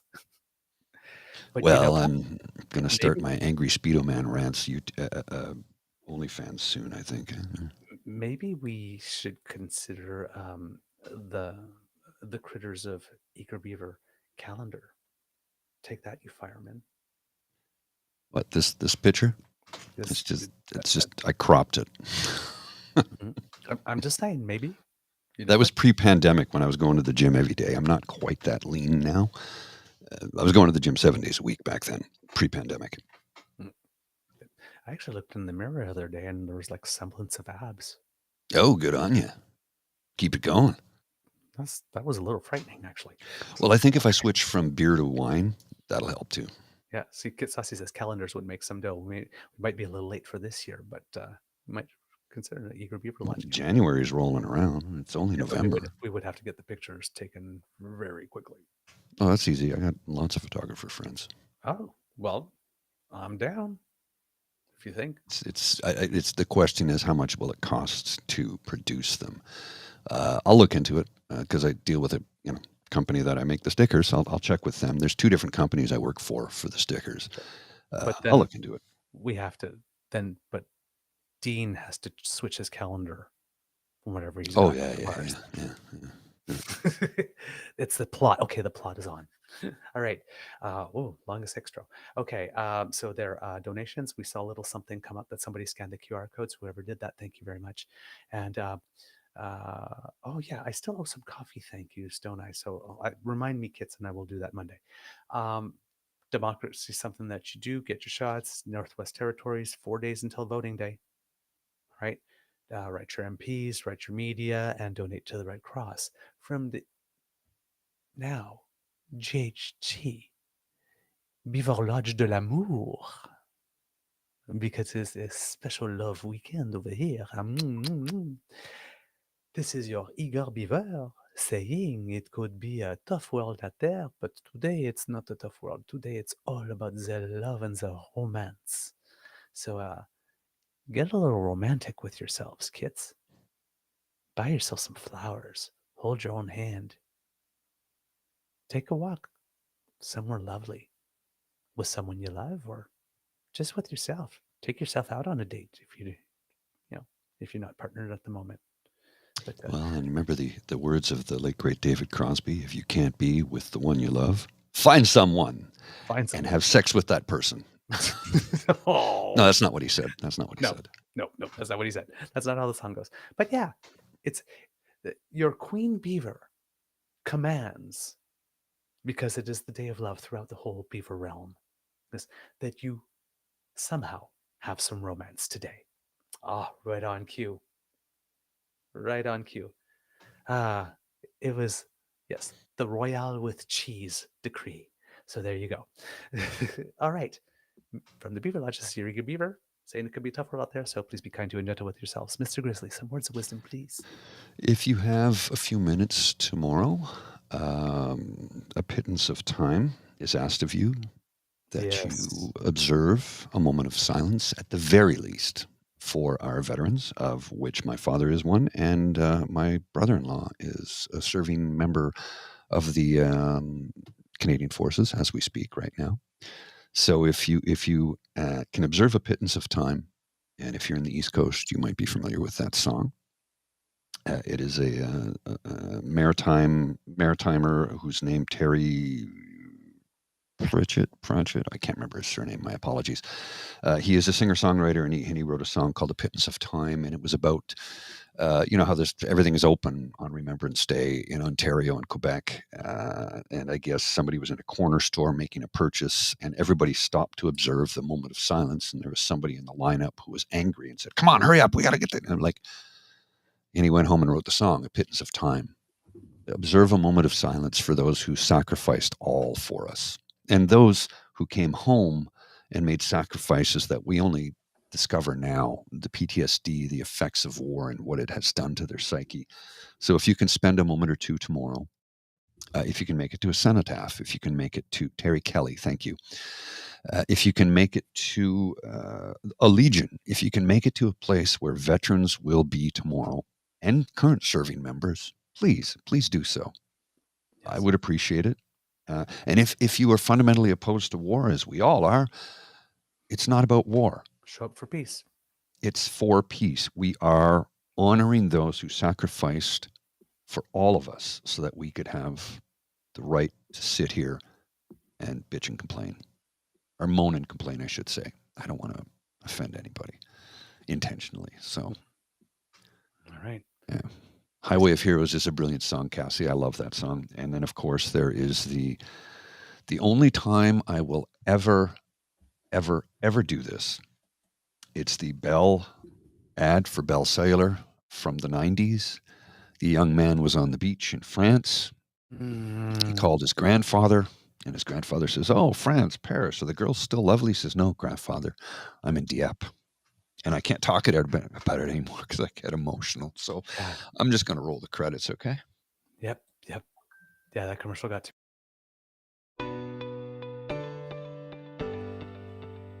You are listening to a True North Eager Beaver Media Podcast.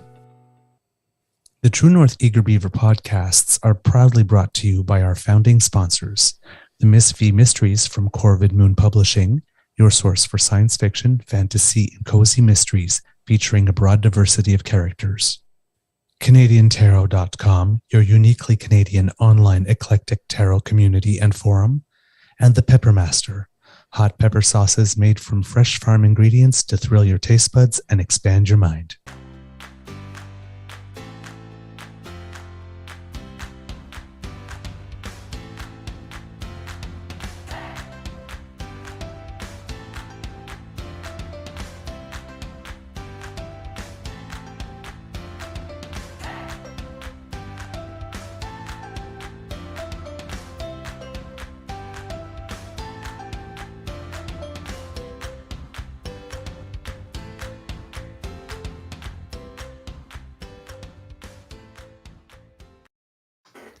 All right, kids and cubs, I sent some links to Mr. Grizzly that he's going to put in the chat there so that you can access the songs Highway of Heroes by The Trues and A Pittance of Time by Terry Kelly.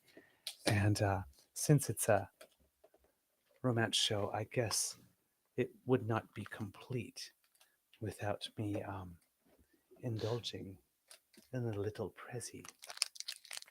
Ooh, I saw one of the kids say in the chat that they heard the song, so I know that they don't pay us to advertise, but that's okay. I like pecans, caramels too. I like chocolate, yes I do. That's why I like turtles. Yum, yum, yum, yum. I should really do commercials. Here's a 1 minute pittance of time that I get emotional about every time.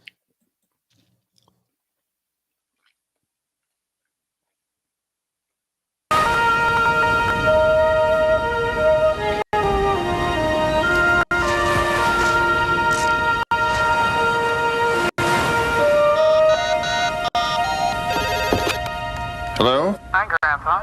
Mark, what a nice surprise. How's your trip? Oh, it's great. I'm in France. Ah, Paris.